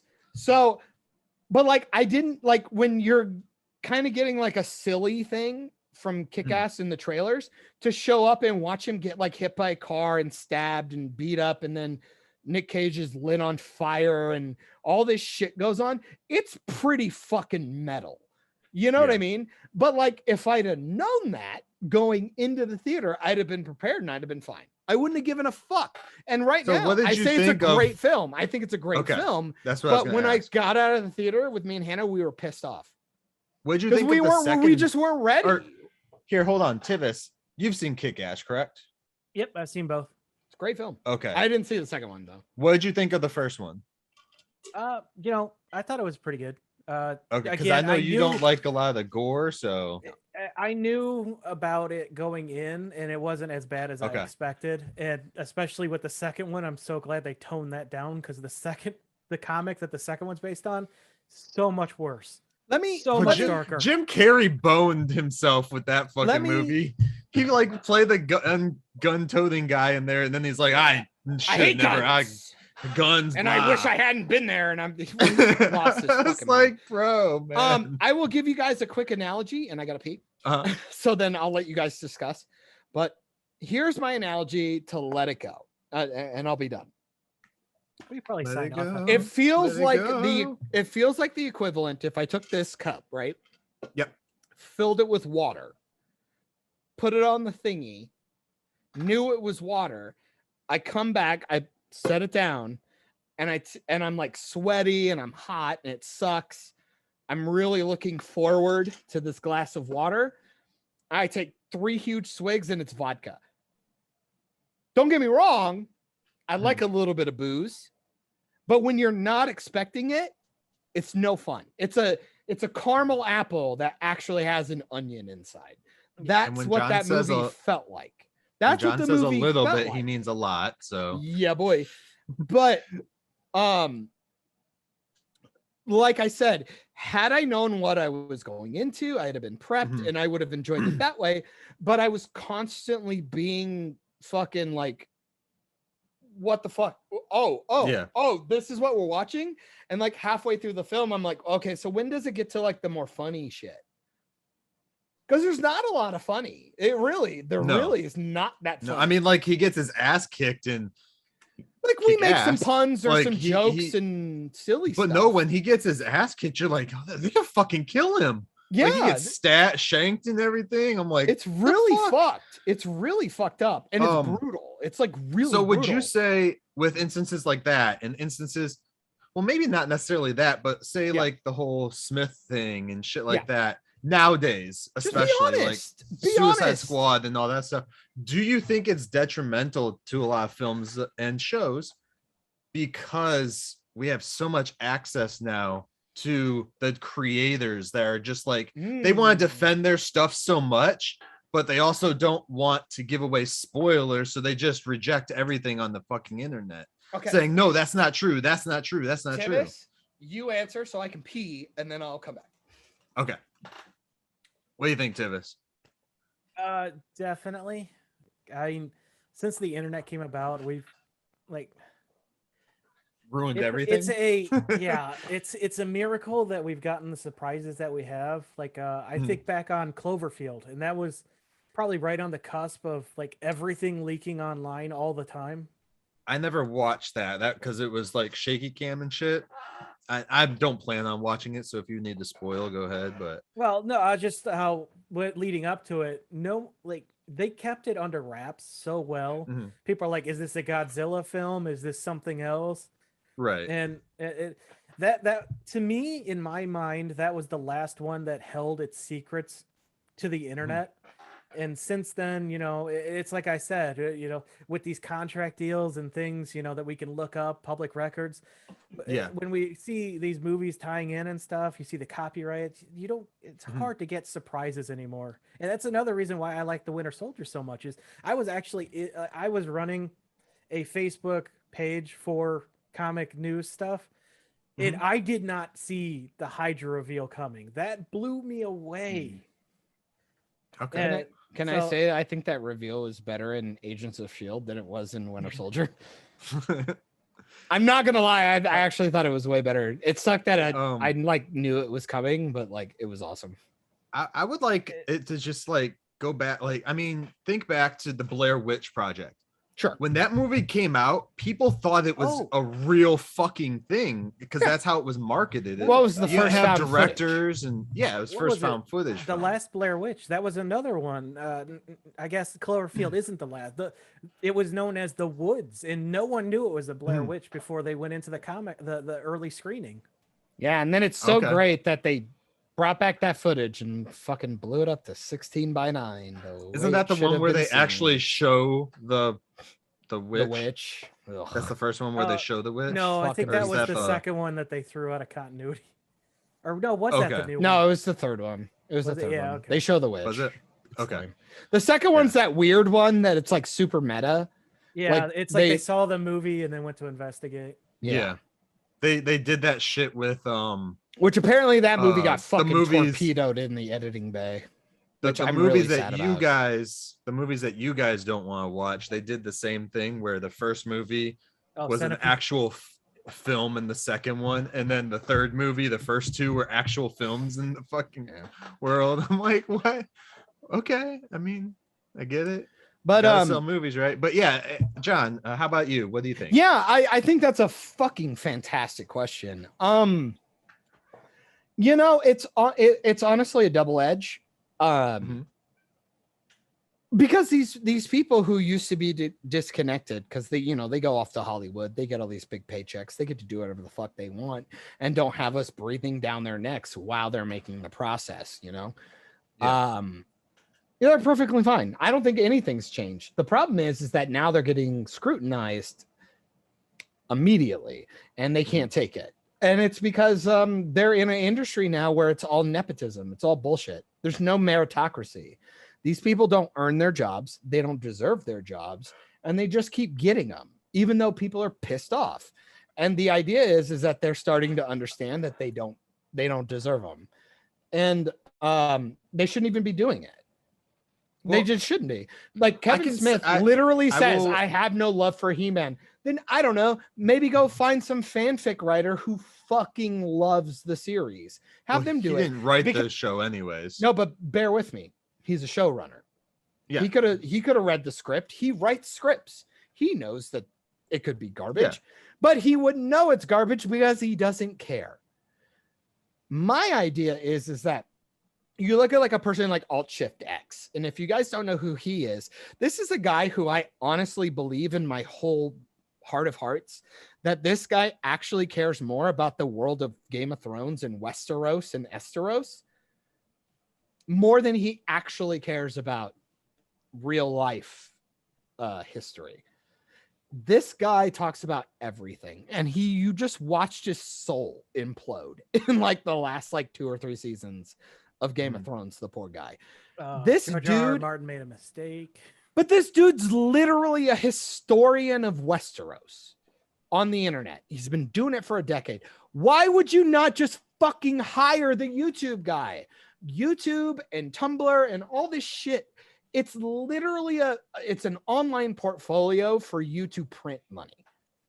Well, not even kind of going in line with what you're saying, not just the people, but it's like you got wiki your fandoms. They're not, I'll never get used to the name change. Like they're actual Bibles for this stuff written by fans that know every detail. It's like the information is right in front of you. If you have a question about anything, you can look it up. Well, that used to be a thing. I mean, and I would argue that Lord of the Rings is one of the first ones where you had the Silmarillion. That was never supposed to be published. That was the lore book for JRR. He just held on to it, and that was his world. That was what he went back to talk about the lands and the clans. So was that because the races and stuff? So I'm not familiar with that sure you're talking about. So is that like basically he sat down one day, wrote out what the world was, and the cultures and shit, and then whenever he would go back to write his books, and anytime he picked up a character or did something, he'd write down a character and go, "This is who they are. This is talking Martin or Tolkien." Honestly, either. Like, there's always does Martin do it too? I said JRR. Oh, okay. Misheard. Tolkien had, and this is what they call it, a lore Bible or a Bible book or a Bible. I think that would be something they have all good. Kinds of stuff. It would be interesting to know if like Lucas would have done that, if things would look a little better within the universe. You watch the prequels, no. Granted, Tolkien did it because he wasn't writing movies; he was writing novels. Yes, he was writing stories. He was creating a world. That. He wasn't. A world. He wasn't set out to create movies. I mean, but they didn't do the first one until the 80s. That's a little unfair too, because you're talking. Lucas made a movie, so he wrote a script. And based on the other two, you can tell there was no plan. There wasn't a plan. That's the thing is, I feel even if you're going, regardless of what he said, there's no plan. Exactly. Yeah, there's still no plan. But yeah. I still think that sometimes when you realize, okay, this might be a little bit bigger than it's going to be, like say like Avatar when that movie blew up, even though it was for technological reasons, not necessarily because the movie was good, because it's just fucking Pocahontas. Next? Dancing with Wolves, but sure. Yeah. It's both. Oh, but you know, like Joker, Cruella is all like fucking 3 other fucking movies at some point. Ferngully. When is it its own movie? Okay, anyway. It's all Ferngully. Sorry, Ian, I love you. But yeah, like back on, I please. feel that once they do that, they should be like, all right, we need to set restrictions for this world. What are we going to do? Boundaries, this and that, before you start writing onto the second movie. Sure. Well, I don't even know. That's not necessarily, I don't believe that needs to be a cardinal rule, because think about it. Like, so we had Avatar. Fucking Terminator needs that. They needed to set boundaries. I'm sorry. on why everything I'm works sorry. the way it works. That is not a franchise. The second movie happened. It was a perfect closure. Be done with it. Terminator has no business. No, unless- no. TV show. No, chill out. Sarah Chronicles were fine. A lot of people didn't watch them. We Which is a shame. tried to do the war with Salvation. You guys got your Nope, chances. they did the third movie and they weren't that then great. Salvation. Let's be done with it. No, I don't like the third one because I don't like the idea that it's an inevitable fate, and that's horseshit.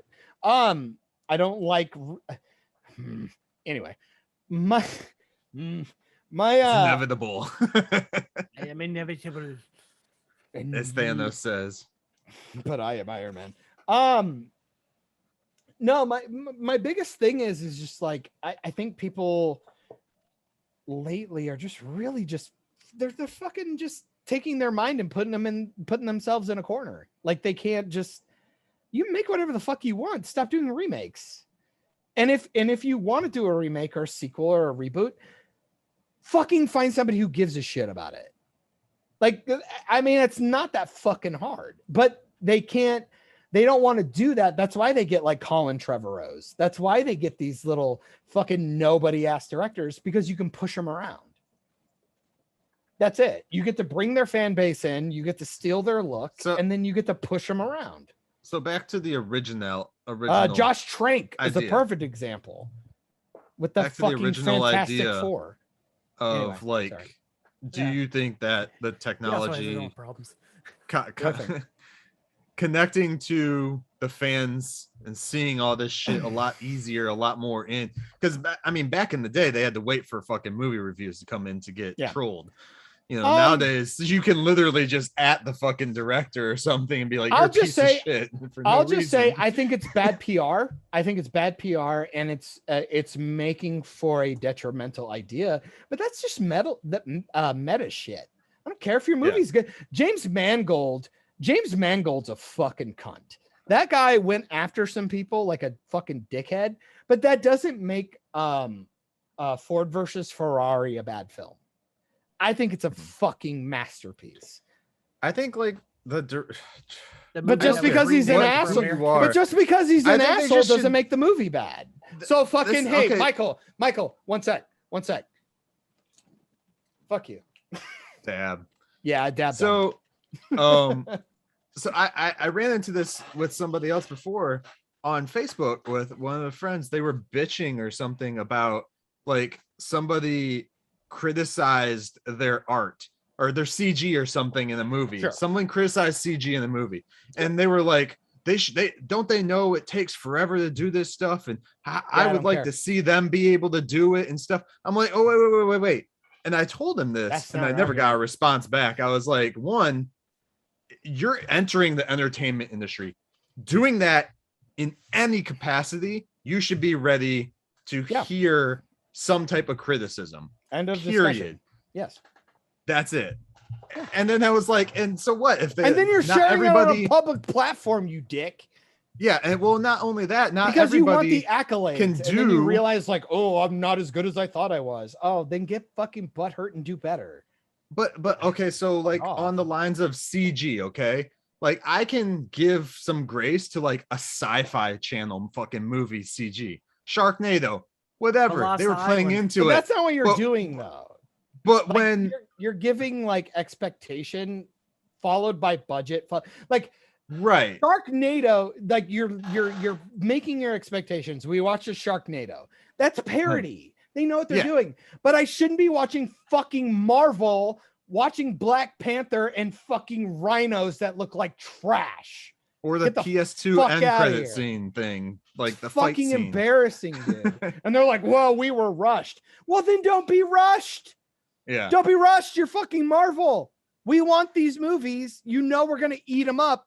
How about just do the ones that you know you can knock out and just wait a year. And this is something that I will say. I'll let you keep going, but I have to keep fucking saying this. The reason why we're getting garbage right now is because they are not making films. They are not making movies. They are not creating and writing stories. They are making content. They are producing. They're the new age YouTube. Conveyor belt content. No, and I'm not even kidding you. You see the executives, you see the directors, you see even some of the actors say, we need to make content. Yes. You are making content. You are not making something that is sustainable or rewatchable. Yeah. You are making something to consume and move on. Already with Shang-Chi, they already know it's going to flop as hard as it, like a magic harp in the wind. But they're pushing. They're pushing. I don't know. I haven't heard or seen anything about it. So, but they are pushing the end credit scene already. They're already doing it in their advertisement. Yeah, watch Twitter. They're already pushing the end credit scene, not the movie. Once again, proving they only care about the next thing, not the thing that's right in front of them. Possibilities. I can see that in Marvel Universe alive. I can see that in some ways. Yes, for sure. Because the MCU is just such a big thing now. Like, I don't even look at it because as everybody thinks about the possibilities. What if we get Galactus? What if we get when this? the MCU started, I used to watch these things as like a movie by movie or show, of course. Sure. I used to just picture it as a show or a movie. Now the way it's been out so fucking long, they've changed so much and it's just adapted itself and evolved into something that we've never seen before. Like not necessarily the content, but I'm saying like how they've built it so big and so much and so rapid that I don't even imagine it as a fucking movie. I watch these things. I'm like, I can't review this as a movie because I need 20 other fucking movies. Exactly. To do anything. Or even like I just look at it. Oh, sorry. Go ahead. Well, I was just gonna say I just look at the MCU now as its own comic book run. It's literally just a different comic book run that's visual. But see, that's like movie. But that's detrimental. Movie. And my idea is that it is. This is what I was talking about. Like you even said it. Like we can't make fun of Loki, even though I'm telling you the first 2 episodes destroy the MCU and the show is garbage. But I can't definitively say all of that until the show is done. That's what they're banking on. Because then, for all we know, they completely negated it. Could all be a dream. I don't know. Could all be bullshit. But I can't give you full context. But you know what I mean? I can't give you full context until it's done. But I understand. Loki was able, John, but 2 episodes That's how Loki was able to see everything on the screen because he actually lived it. And those are the last few seconds. I want to the whole show of his life when he's being choked out. So I'm gonna make a funny back. It was a hallucination. Fucking assholes. I'm gonna make a fiction reference and then I'm gonna make one for me. So the fiction reference is I love how often this keeps coming up. The idea of like you either die a hero or live long enough to become the villain. And I think that's what the MCU is now. They do not understand what made them special. They don't get it. Because go back and watch Captain America 1. It's Captain America's film. It's all done. Maybe there's like a little thing like S.H.I.E.L.D. comes and tries to get him out of the ice. That's it. Nothing special. Nothing crazy. That was at the end, right? Yeah. The very, very, very end. And then you see he will return in Avengers. And then I believe, I'm not 100% sure, but I believe then he wakes up in New York. Yeah. Which, why even tell me he's going to return in the next movie? Just fucking let me see the trailer. But we You're see gonna, the thing. You're gonna but shove we it down see my the- throat anyways. But we see the thing in New York, and we're just like, oh Yeah. shit, I need to know. Or Yeah. like when Thanos goes, I'll do it myself, and grabs the gauntlet. Like that's just enough. But now it's like, what's the next thing? It doesn't even matter. Even if you give us the fucking end thing, you're just gonna go off and do your own fucking show. They're not Which is even like connected either to way- themselves. either The way, that's a blip has been fake one of the gauntlet. most useless and forgotten about things ever. On top of the fact, Civil War is one of the biggest climaxes of these two teams in this story, and almost everything from that storyline has been completely forgotten about. Sharon Carter is a great example. She's a great example. And then you have things like Falcon. Why does he have money troubles? That makes no sense. Zero. Makes zero sense. But people just go, well, it's fine. I'm like, no, it's really not fucking fine. The whole point is that all these things were built on a foundation. That's what made it special. And now you guys just want to negate it just because you want more product. That's not fair. What? And it's They've not been doing okay. this for what? But it's also not okay. And it's not 13 years? fair to the people 13 who years. actually, it's not fair to the people who actually do their homework. It's so fucking unfair when people actually pay attention and adhere to the lore.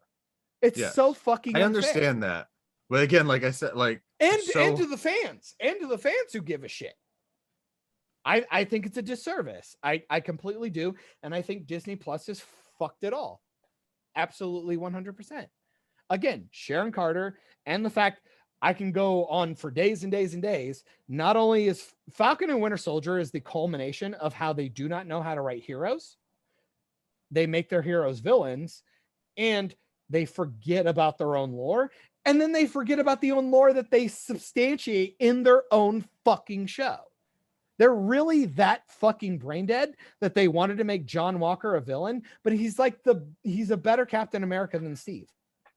And it sucks. It sucks that that's actually true, but it hurts my soul. I don't know if he's the better captain. He Better is. prerequisite captain, yes. Oh no, because then he But- proved that he earned it. He was willing to drop the mantle. He made his own shield. He actually is fighting off people with one arm while trying to save a truck and drops his shield. He never does anything mean. He gets these guys out of jail. He saves their lives and doesn't get a fucking thank you. They actually get left for dead. He doesn't have the serum back then when he was fighting on the truck. They're always fucking mean to him constantly, and nobody gives a fuck about Lamar. They break his arm and steal the fucking shield 2 minutes after his best friend, who's done like 3 services in Afghanistan, his friend died. You fucking kidding me? These people are awful. Falcon and Winter Soldier, they're terrible people. They're just awful people. They're selfish. They're pieces of shit, and I hate them. Also, Falcon killed like 5 people in the very first episode, kicking them out of helicopters and shit. Why is there no blood and ominous music for them? That's fucking nonsense. How many people is fucking Bucky killed? Also, he should have been in jail 520 times. Also, he shouldn't be poor. He is a contracted mercenary for the fucking military. That's 6 figures of It's not fucking that contract. No. It's not that he's poor.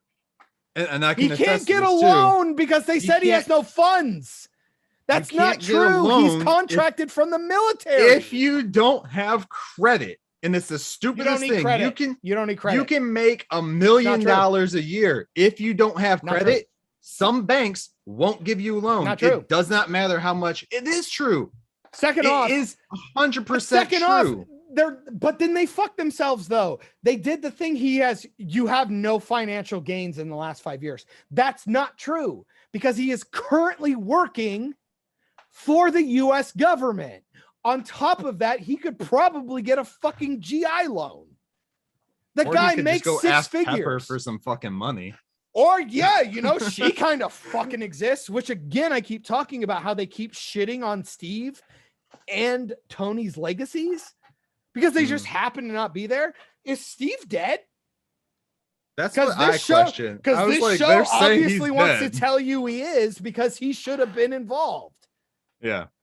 It's fucking. Can you imagine? Could you imagine Steve Rogers, fucking 90-year-old dude, after everything he went through, staring at the TV and having fucking stupid Captain Falcon dipshit giving that speech? Could you fucking imagine? The thing with That's Captain America, fucking absurd. And he the goes, whole and thing- my favorite thing, my fucking favorite thing about that bullshit speech, because all the fucking retards on Twitter, I can't even fucking deal with it. They're like, he goes, oh, you can do a phone call and change borders and make food and he goes, well, maybe that's a good thing. I don't know what's going on. Maybe that's a good thing. Oh, so because you're a brain dead fucking retard who doesn't understand how anything works, then you decide to finish your fucking speech with do better. Really? That's all you got? Do better? He's literally just a soldier. So I mean, I'm not expecting him FYI, to cure the didn't even world. kill Carly. Didn't even kill Carly. You know who killed Carly? Yeah, Carter. Yeah. What the fuck?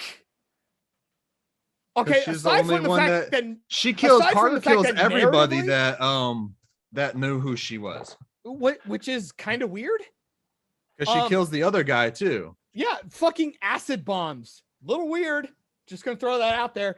Gotta say, fucking embarrassing that she kills Carly because Falcon's apparently a simp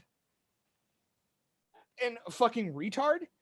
He lets her bleed out in the background while he cradles the dead chick's body. The murderer who blew people up. That's fucking absurd. And people would go, what's your argument? What's your argument for that? Because I love this one. I want people to bring it up about Sharon. Why wouldn't he help Sharon? I have no argument for that because he should help her. Because it makes no sense, right? Yeah, I'm not going to argue with that one. Okay, good. Because but I do want to get away from this because no, I'm not done. You're getting away from the fucking question I asked. I gotta get it out though. Let me just get it out and I'll be done with it. Because the idea is the argument was that she's the power broker. Falcon doesn't know that. That's his best friend, essentially. She gave him all his gear. She saved his life like 2 times. That makes no sense. He's not helping her out. Just gonna let her bleed. Fucking retarded. Then you go back all the way a couple of episodes when they're in the fucking yard when they find the serum dude. Mm-hmm.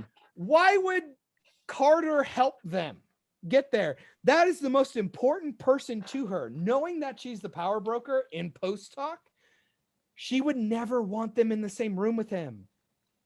She should have went down there. And now he's dead. You're fucked. You done fucked. You done fucked yourself. The whole fucking show is nonsense. It's all nonsense. All of it. Madripoor, don't even fucking get me started. There's about 40 things wrong there. It's all dumb. Bucky should be in jail and prison like 90 times in this film. He's just not. So we've heard this like 7 times. What was Okay, your I'm question done. again, Mike? No, I'm done. What? It's fine. What was your question, Mike? Well, no, because you guys keep telling me that I'm wrong that the new shit is actually good. It's not. It's all terrible. It's all. We didn't even bring that terrible. up. You're the one that brought up the It came entire up Winter like Soldier multiple thing. times in this podcast. Don't You fucking brought it gaslight me up. like that. Every time you brought it up, bro. And you still say the same thing. It's like, no, it's Because good. we enjoy It's good. it. It's fine. No, There's we And nothing didn't you're wrong with that. wrong. You're saying it's good though. You're saying it's good. I You're think saying it's good. You It's don't not have good. to. That's fine. Not good. It's not good. Okay. It's a guilty pleasure piece of shit nonsense garbage that ruins all the stuff that came before. No. I thought you weren't going to talk new Look, MCU with us anymore. you just go, nah. It's like it really does ruin lore. It ruins a bunch of characters. It I assassinates disagree. characters. That's an opinion. And that's why I keep telling you you're wrong, because your opinion is absolutely incorrect. That is hilarious. What was your You question, can have Mike? an opinion that's wrong. You do know that, right? Like, I think that's very important that you understand that. If you told me that the sun is blue, that's your opinion. That would be a statement. That would be wrong. Also, they might be colorblind, asshole. Sure. But you're still wrong. What's your question, Mike? But you're still wrong. What if you buy Dasani water and you think, well, this tastes like shit? That's your opinion. Yeah. Okay. There you go. You're what you're saying is not helping your argument. No, I'm dead ass though. But like, what if I told you like, okay, Tivis so, like, didn't this say bottle anything. of water has dirt in it, and John, you drink and you're like, well, I don't got a problem. with Tivis it. only That's said. an opinion. Tivis only said that he likes it. No, Michael, Okay. he said that an opinion can't be incorrect or wrong. That is unfactual. I and believe it's you hilarious. said If you that, say, not me. if you say, You- I like it, Ugh. that's not really saying as a fact that it's a good thing. Or That's anything. not what he said. I It's just said saying- I said it assassinates characters, it breaks lore, and it's not very good. And that's where Okay. see, he's shaking his head. He can't help himself. He's shaking his head It's because wrong. he doesn't. It literally does think those so. things. It literally All does right. those things. Let's move along. Let's get out of here. Since the question is never going to be fully answered, it can't be fully answered. Well, I've I already don't even answered it remember twice. what it is. I already answered The it question, twice. it was something I want other Oh, people, just the because audience. you're more connected on Twitter, do you think that's a big problem? No, That was it like fucking 20 minutes isn't. ago. What? No, it fucking isn't. It's all you're seeing now is that it's a bunch of fucking butthurt pricks who have never had pushback. That's all you're seeing. That's all it is Okay. now. That's all you're Okay. seeing. Okay.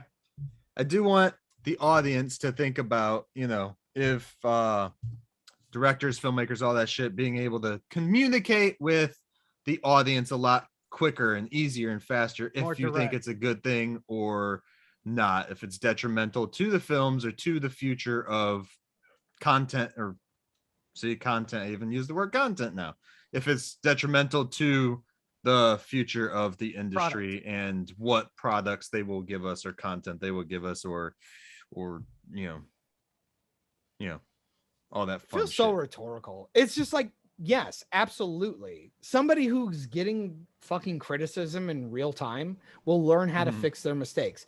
But they're not going to fix the mistakes if they But don't actually the- believe the their thing mistakes. is- Ryan Johnson's a perfect fucking The thing is, a lot example. of these people, not all, but a lot of them aren't taking it and going and being Because like, they okay, don't I'm gonna need fix this to. next time. I'll fix this next time. What they do is they lie you and they gaslight feed you and off tell you to of- fuck off and say you're a man Well, baby.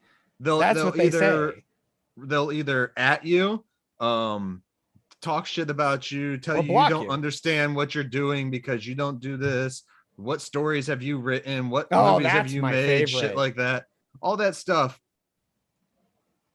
Or they feed off of all the other people that are adding you because not you individually, because I don't give a fuck. I don't Yeah, sure. talk to people like that, but individuals that do at the directors and stuff and tell them they're pieces of shit or whatever. Yeah, sure. Then they'll For feed being off liars, of the yeah. good Like good Kevin comments and Smith. shit like that.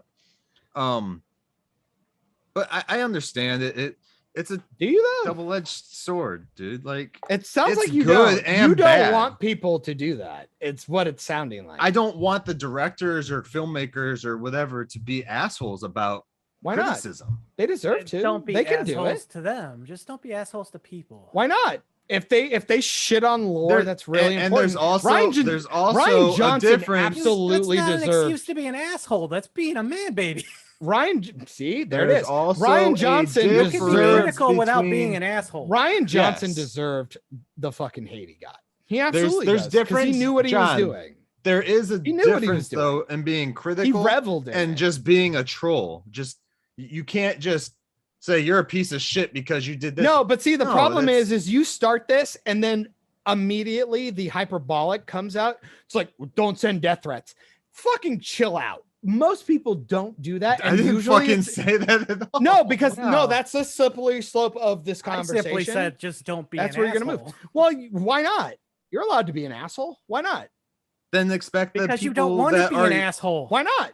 Just then- Because you're a piece of shit if Maybe you are you're- reveling well, in no, it. no, no. If you Why enjoy though? being an asshole, you're just a fucked see, up person. nope, that's called projecting. Did you like that? No, that's someone I'm- I never want to associate I'm pissed with. off. I'm pissed off, and I'm saying something to you because I'm pissed off and I'm passionate and I care about something And that you I could feel do like that without you being didn't an care asshole. about. I mean, I could. Maybe I don't want to. It's maybe being I a think good you deserve person, it. a decent person. Maybe I think you deserve it. If maybe you're an I didn't asshole, think I'm you going to were take the- that criticism and just say, fuck you. I'm not going to take that to heart. Okay. And which it seems like what Kevin Smith did. It's one of those It's not things just where him, it's though. like, It's everybody. but you also got to remember that I don't feel you had respect when you were making it. So the people who actually care about it after the fact don't owe you respect because you didn't give it to us. So fuck you. So I'll just say it right back to you. It's so fucking silly. And the thing that I keep saying is your side doesn't have the fucking longevity. That's the problem. Okay, Motu, John, at best, gonna get a second season. Nobody's gonna fucking watch it. End of discussion. Nobody's gonna watch it. It's gonna be shit. I mean, it's 'Cause also nobody cares. Netflix, and it'll get canceled before season 4 anyway. But that's what I'm talking about. All this stuff has no longevity. You know what made longevity? People who actually gave a shit about it. And So you're honestly, telling There's me- a lot okay. of shows No, that have and one Michael, season who people gave a lot of Michael, shit about. Michael, I'm going to put the magnifying glass back on Tivis. Tivis, the reason why Doctor Who and all this stuff keeps going is because you bought all the shit. Look at you. You bought Starro. It's cool shit. Not going to lie. Fucking statue's awesome. I don't give a fuck that the movie sucks. The statue's cool. You understand what I'm saying? You're the kind of guy who likes this stuff and loves this stuff and keeps it fueled. All the fucking other wieners, fucking normies who went and saw it because there was a woman on screen or a thing, they're not going to buy those toys. They're not going to keep the longevity. They're not going to, fucking buy the Blu-rays and books. But I'm and not shit. going to go at Chris Chib, whatever the fuck the showrunner Chibnall. for Doctor Who is. I'm not going to go to him and call him a piece of shit asshole because But he he is a did piece of stuff shit that I asshole. didn't enjoy. That's You just really being don't a think that he shitty should be person. called a piece of shit for the No. the timeless child? No. Then you're a fucking Can I- fake fan. Sorry, I'm gonna gatekeep you. I want to interject. I'm gonna real gatekeep quick. you. Like that's a problem. That's No, not a problem. That's The just timeless again, child- human decency. Oi. Man. Things we forget online because we don't realize this is what you do in real life. I'm not going to go to your fucking face and tell you you're a piece of shit. Why should I do it online? Actually, if you do something really shitty and you piss me off, I will tell you you're a piece of shit to your face. Well, But then that's the difference, though. A lot of people just don't have a backbone. I think that's the problem. there's a difference. Look, man, Okay. if you come over and come into my house and you grab like something and you break it or say, oh, that's all fucking bullshit and you're stupid for doing all that, I'm gonna start getting pissed off at you. Yeah, because you're being an asshole. And you don't think Ryan Johnson was being an asshole doing what he did to Star Wars? You seem to revel in it. He was pretty fucking happy about it. I mean, it's a product. Just don't watch it. And okay, cool. I don't even need to fight anymore because thank you for the soundbite. That's all I needed. It's content, right? Content. Nobody cares you're about not lore. going to Nobody- enjoy everything. Nobody I loves don't it. enjoy every bit of Doctor Nobody Who. loves this stuff because the lore. Nobody loves this stuff because of the community. Nobody loves this stuff because of One of us all is the definitely projecting, but I interconnected don't think stuff. it's me. No, you did. Yeah. Come on, man. Like, Okay. were you actually happy with Jodie Whittaker? Like, because Yeah. it was a woman or just for the Guys, fact that you're like, I liked her another acting. episode. It's another I think season. that there's some interesting stories. I, like I was that they talking went more into about- history eras. I was that- going back. that- I was asking more about the announcement. You weren't even remotely reprehensive about the fact that why the fuck is the Doctor female now? What the fuck? I mean, What they already happened? established You weren't it even happens. quickly questioning that. Not I even mean- a little. Not even. You didn't just ask why. Curious. Not even this a minute of just that seems weird. But why? Okay, I'll just check it out. You weren't even taken back at all, because you can get pissed off at me all you want. Hannah said, "Fuck this show." As soon as No. she saw her pop up, she goes, "This is fucking stupid." My wife's not And she's happy the that- one who got me started. She bought all the black and white movies and shit. She got me into it, and she goes, "This fucking show's shit." And then when she found out about the Would timeless you like child, me she to goes, answer "It's your dead." question, or you just want to keep talking? I'll do both. Go. When she was announced, they were talking about doing it for years. It's clearly they're just jumping on the bandwagon, but at the same time, whoop-de-doo. My wife wasn't happy about it. I was willing, let's see her performance. That's all I care about. I don't give a shit who is the Doctor. Consume. Correct. Because I want to give things a chance? Consume. Yes. That seems contradictory, but Because sure. it says Doctor Who on it, I will watch it no matter what. That's what you said. Again, I'm willing to give her a chance. Is me just whatever. Yeah, and I'm going to tell you, we don't agree, but you are being judged. The same way you're going to judge me for being like, oh, why are you a sexist and you don't want her to be a woman or whatever. I go, no, well, because I'm judging you because you. I legitimately Why don't would think you not give things a chance? I think it's embarrassing. To be I think it's good? embarrassing because I care about lore and consistency and integrity and So shit the like that. lore established that they can become women. Oh yeah, in like the last couple of years. And then No, people, long before people, that. people will cite that shit back to the black and white. Let me tell you, there's a No, reason why it they started never in the utilized 90s. it. No, it actually started back in the black and white era, but there's a reason why they never utilized it because they knew it was fucking They dumb. didn't. We didn't even know about his species. And I until shouldn't the even very know last that. Black and I white shouldn't episode. even know that. You should know that. I just That's not happen to true. know that. I know the history of the show. Go back to the black and white. They already alluded to it. That's the thing that everybody cites is that, They're we can citing kind of become incorrectly. whatever. We can become whatever the fuck. And it's like, I don't care. Regeneration. I don't care. I don't care. 50 Whoever's years, saying dude. this is making me 50 aggravating years, now more than 50 years of being a dude. 50 years of being a dude. Why change it? Why? Why I mean, bother? Caitlyn Jenner did, so why not? Yeah, right. Boom. There you go. You know? Problem Why solved. do And anything hopefully- new? and Why hopefully take a she'll be the chance? gu- Let's and just keep hopefully she'll be the stagnation. Hopefully she'll be the governor of fucking California, just like the Austrian guy who told us, screw your freedom. Yes, there you go. That's awesome. Great. I'm laughing at how you have accidentally mispronounced freedom, not what you said. I said freedom. Screw your freedom. You feed them. Okay. All right. He was trying Well, to sound you're like not going to Arnold. be able to feed them under communism. So good luck, because it's never been done right. Feed 'em. Yeah. Well. Dun, dun, dun, dun, dun. I'm Dun, sorry, dun, dun, dude. dun, Like, dun. it's so weird that you and I like the same shit, but we are so not on the same. It's so weird. It's happens, so though. weird. Like we love the same shit. Like almost like, ugh. Best. The best things we Christmas do special. like in common. The good thing about it is they appeal to different people for different reasons. So, Sure. it And also, I shows will it say, works. I also will say, just in case people who are like, "Oh, you're such a fucking prick to him," Tivis, it's because I like you as a person. I know you're an actually fucking great person in real life. Also, we're just talking our bitchy nerdy stuff. I love you dearly, and I know you're a good person. I know. If anyone has it, I know you're a Little good Martian person. nerd rage. Go look it up. It's a true thing. See, it's funny because you'd look at this and you'd go, "Who's gonna have the nerd rage?" It's like, no, it's always me. I'm the fucking bitch. It's every nerd. Any I'm nerd the who says they bitch. don't get mad at something is a liar. It's fucking lame. Exactly. But thanks for bringing on Ian, dude. What a good call. He was fun. Oh yeah, It was I'm fun. glad he was able to make it. I was a bit worried. I am definitely going to check out his cast. It's CGS, right? Yeah, CGS is the Yeah. big one. His personal one is Comic Timing.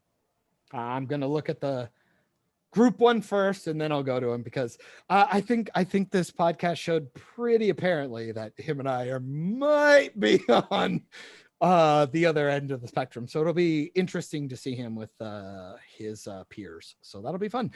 He was really, really great. So hopefully you guys actually enjoyed this audience because he was a lot of fun. He was a super good sport. So that was a lot of fun. Thanks Going to on this. And he avoided I know, right? avoided John and Tivis fighting and me and John fighting because fuck you, it's not nanotech, by the way.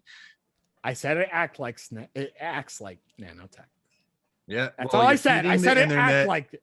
and the internet already says it is. So just stop feeding the trolls. And by trolls, I don't mean the people that say stupid comments. I mean the fucking bottom feeders of the internet. Wow, chill out. Why are we so bitter? Why are you You're picking acting on like me. Catfish? You're acting like me. Chill. No, it's a carp. Carps are bottom feeders. Oh, Because I know that from I believe the internationally acclaimed classic song WAP. from Nicki Minaj. She's going to eat your ass like a bottom feeder. I don't think that was Nicki Minaj, was it? Yes, it I thought was. Or Megan the Stallion. No, I thought it was Cardi I don't B. know. They're both disgusting. Oh no, Cardi B. animals. Yes, Cardi B. It was Cardi, Cardi B. B. Oh, Yeah. well, I'm sorry. 3 horrifically fat, ugly, disgusting, fat women. Have you talking seen about Nicki their Minaj? genitals. Nicki Minaj is hot, but like at the end of the day, she's got plastic surgery, but she's made of plastic, and she also is like, I mean, you can look pretty and be a garbage human. It's not that hard. I mean, Jennifer Aniston's a piece of shit too. So, I mean, I don't know. Ted Bundy was apparently a good-looking dude. That's how he kept fucking stealing people or whatever. The only name coming to mind is Stealing Jake people. Gyllenhaal, but I don't think he's been. I like called Jake a bad guy. Gyllenhaal. He just plays bad guys, like Nightcrawler. He played that too well, and I get nervous. But then he also did Prince of Persia, so you know, cultural appropriation. Shit happens. Also, bad movie. Yeah. His Mysterio was fine. I'm 50-50 on Far From Home. I really don't like it, but like, God, there's a lot of good shit in it. That's how I feel about all DC movies. Like, I mostly don't like them, but there's some cool scenes. Yeah, right? Like, even Batman v Superman for fucking Michael over here. The fight makes no sense, but I love the aesthetics. Like, the Batman like suit is fucking dope. It's so dope. Fight And makes Ben more Affleck sense is than the cool. fucking reason they stopped fighting. Well, they shouldn't have Anyways. fought in the first place. Anyways, guys. Oh, we got one. It was the first one of the entire show. I'm proud of you. Just so everybody knows, What quote you- John is wrong, no matter what Ah. he says. I agree. And with that said, Tivis, what did you think of today's show? I really liked it. Really liked it. Oh, Awesome. man. My I'm gonna touch quote, myself tonight. my quote for the day comes from Orson Welles himself. Oh no, not him. The prophet. Him. Our If there hadn't been women, we'd still be squatting in a cave eating raw meat because we made civilization in order to impress our girlfriends. Orson Welles. I mean, I don't buy a $600,000 car to fuck myself. I'm just saying. So I get it. Or no, sorry. I don't buy issue 1 of The Amazing Spider-Man to fuck. I had to keep it nerdy. Sorry. Hey, McFarlane, give me that Spawn statue. Let's talk about it. Okay. Anyway, later, nerds. Hashtag John was Also- right about nanotech. Ah! Bloodsport has Also- nanotech guns. He has nanotech guns. Also, and we're gonna end with this. Also, I watched all 3 Hobbit movies, and the story is better than Lord of the Rings. I'm gonna fucking stab you in the face. You just finished another great episode of Operation Babble. You can catch every episode of Operation Babble on all your audio streaming services, including SoundCloud, iTunes, Spotify, Stitcher, Radio Public, and more. Don't forget to like us on Facebook at facebook.com/Operation Babble and join the conversation today by searching for the Operation Babble group on Facebook. Links also in the description. Thanks and have a great day.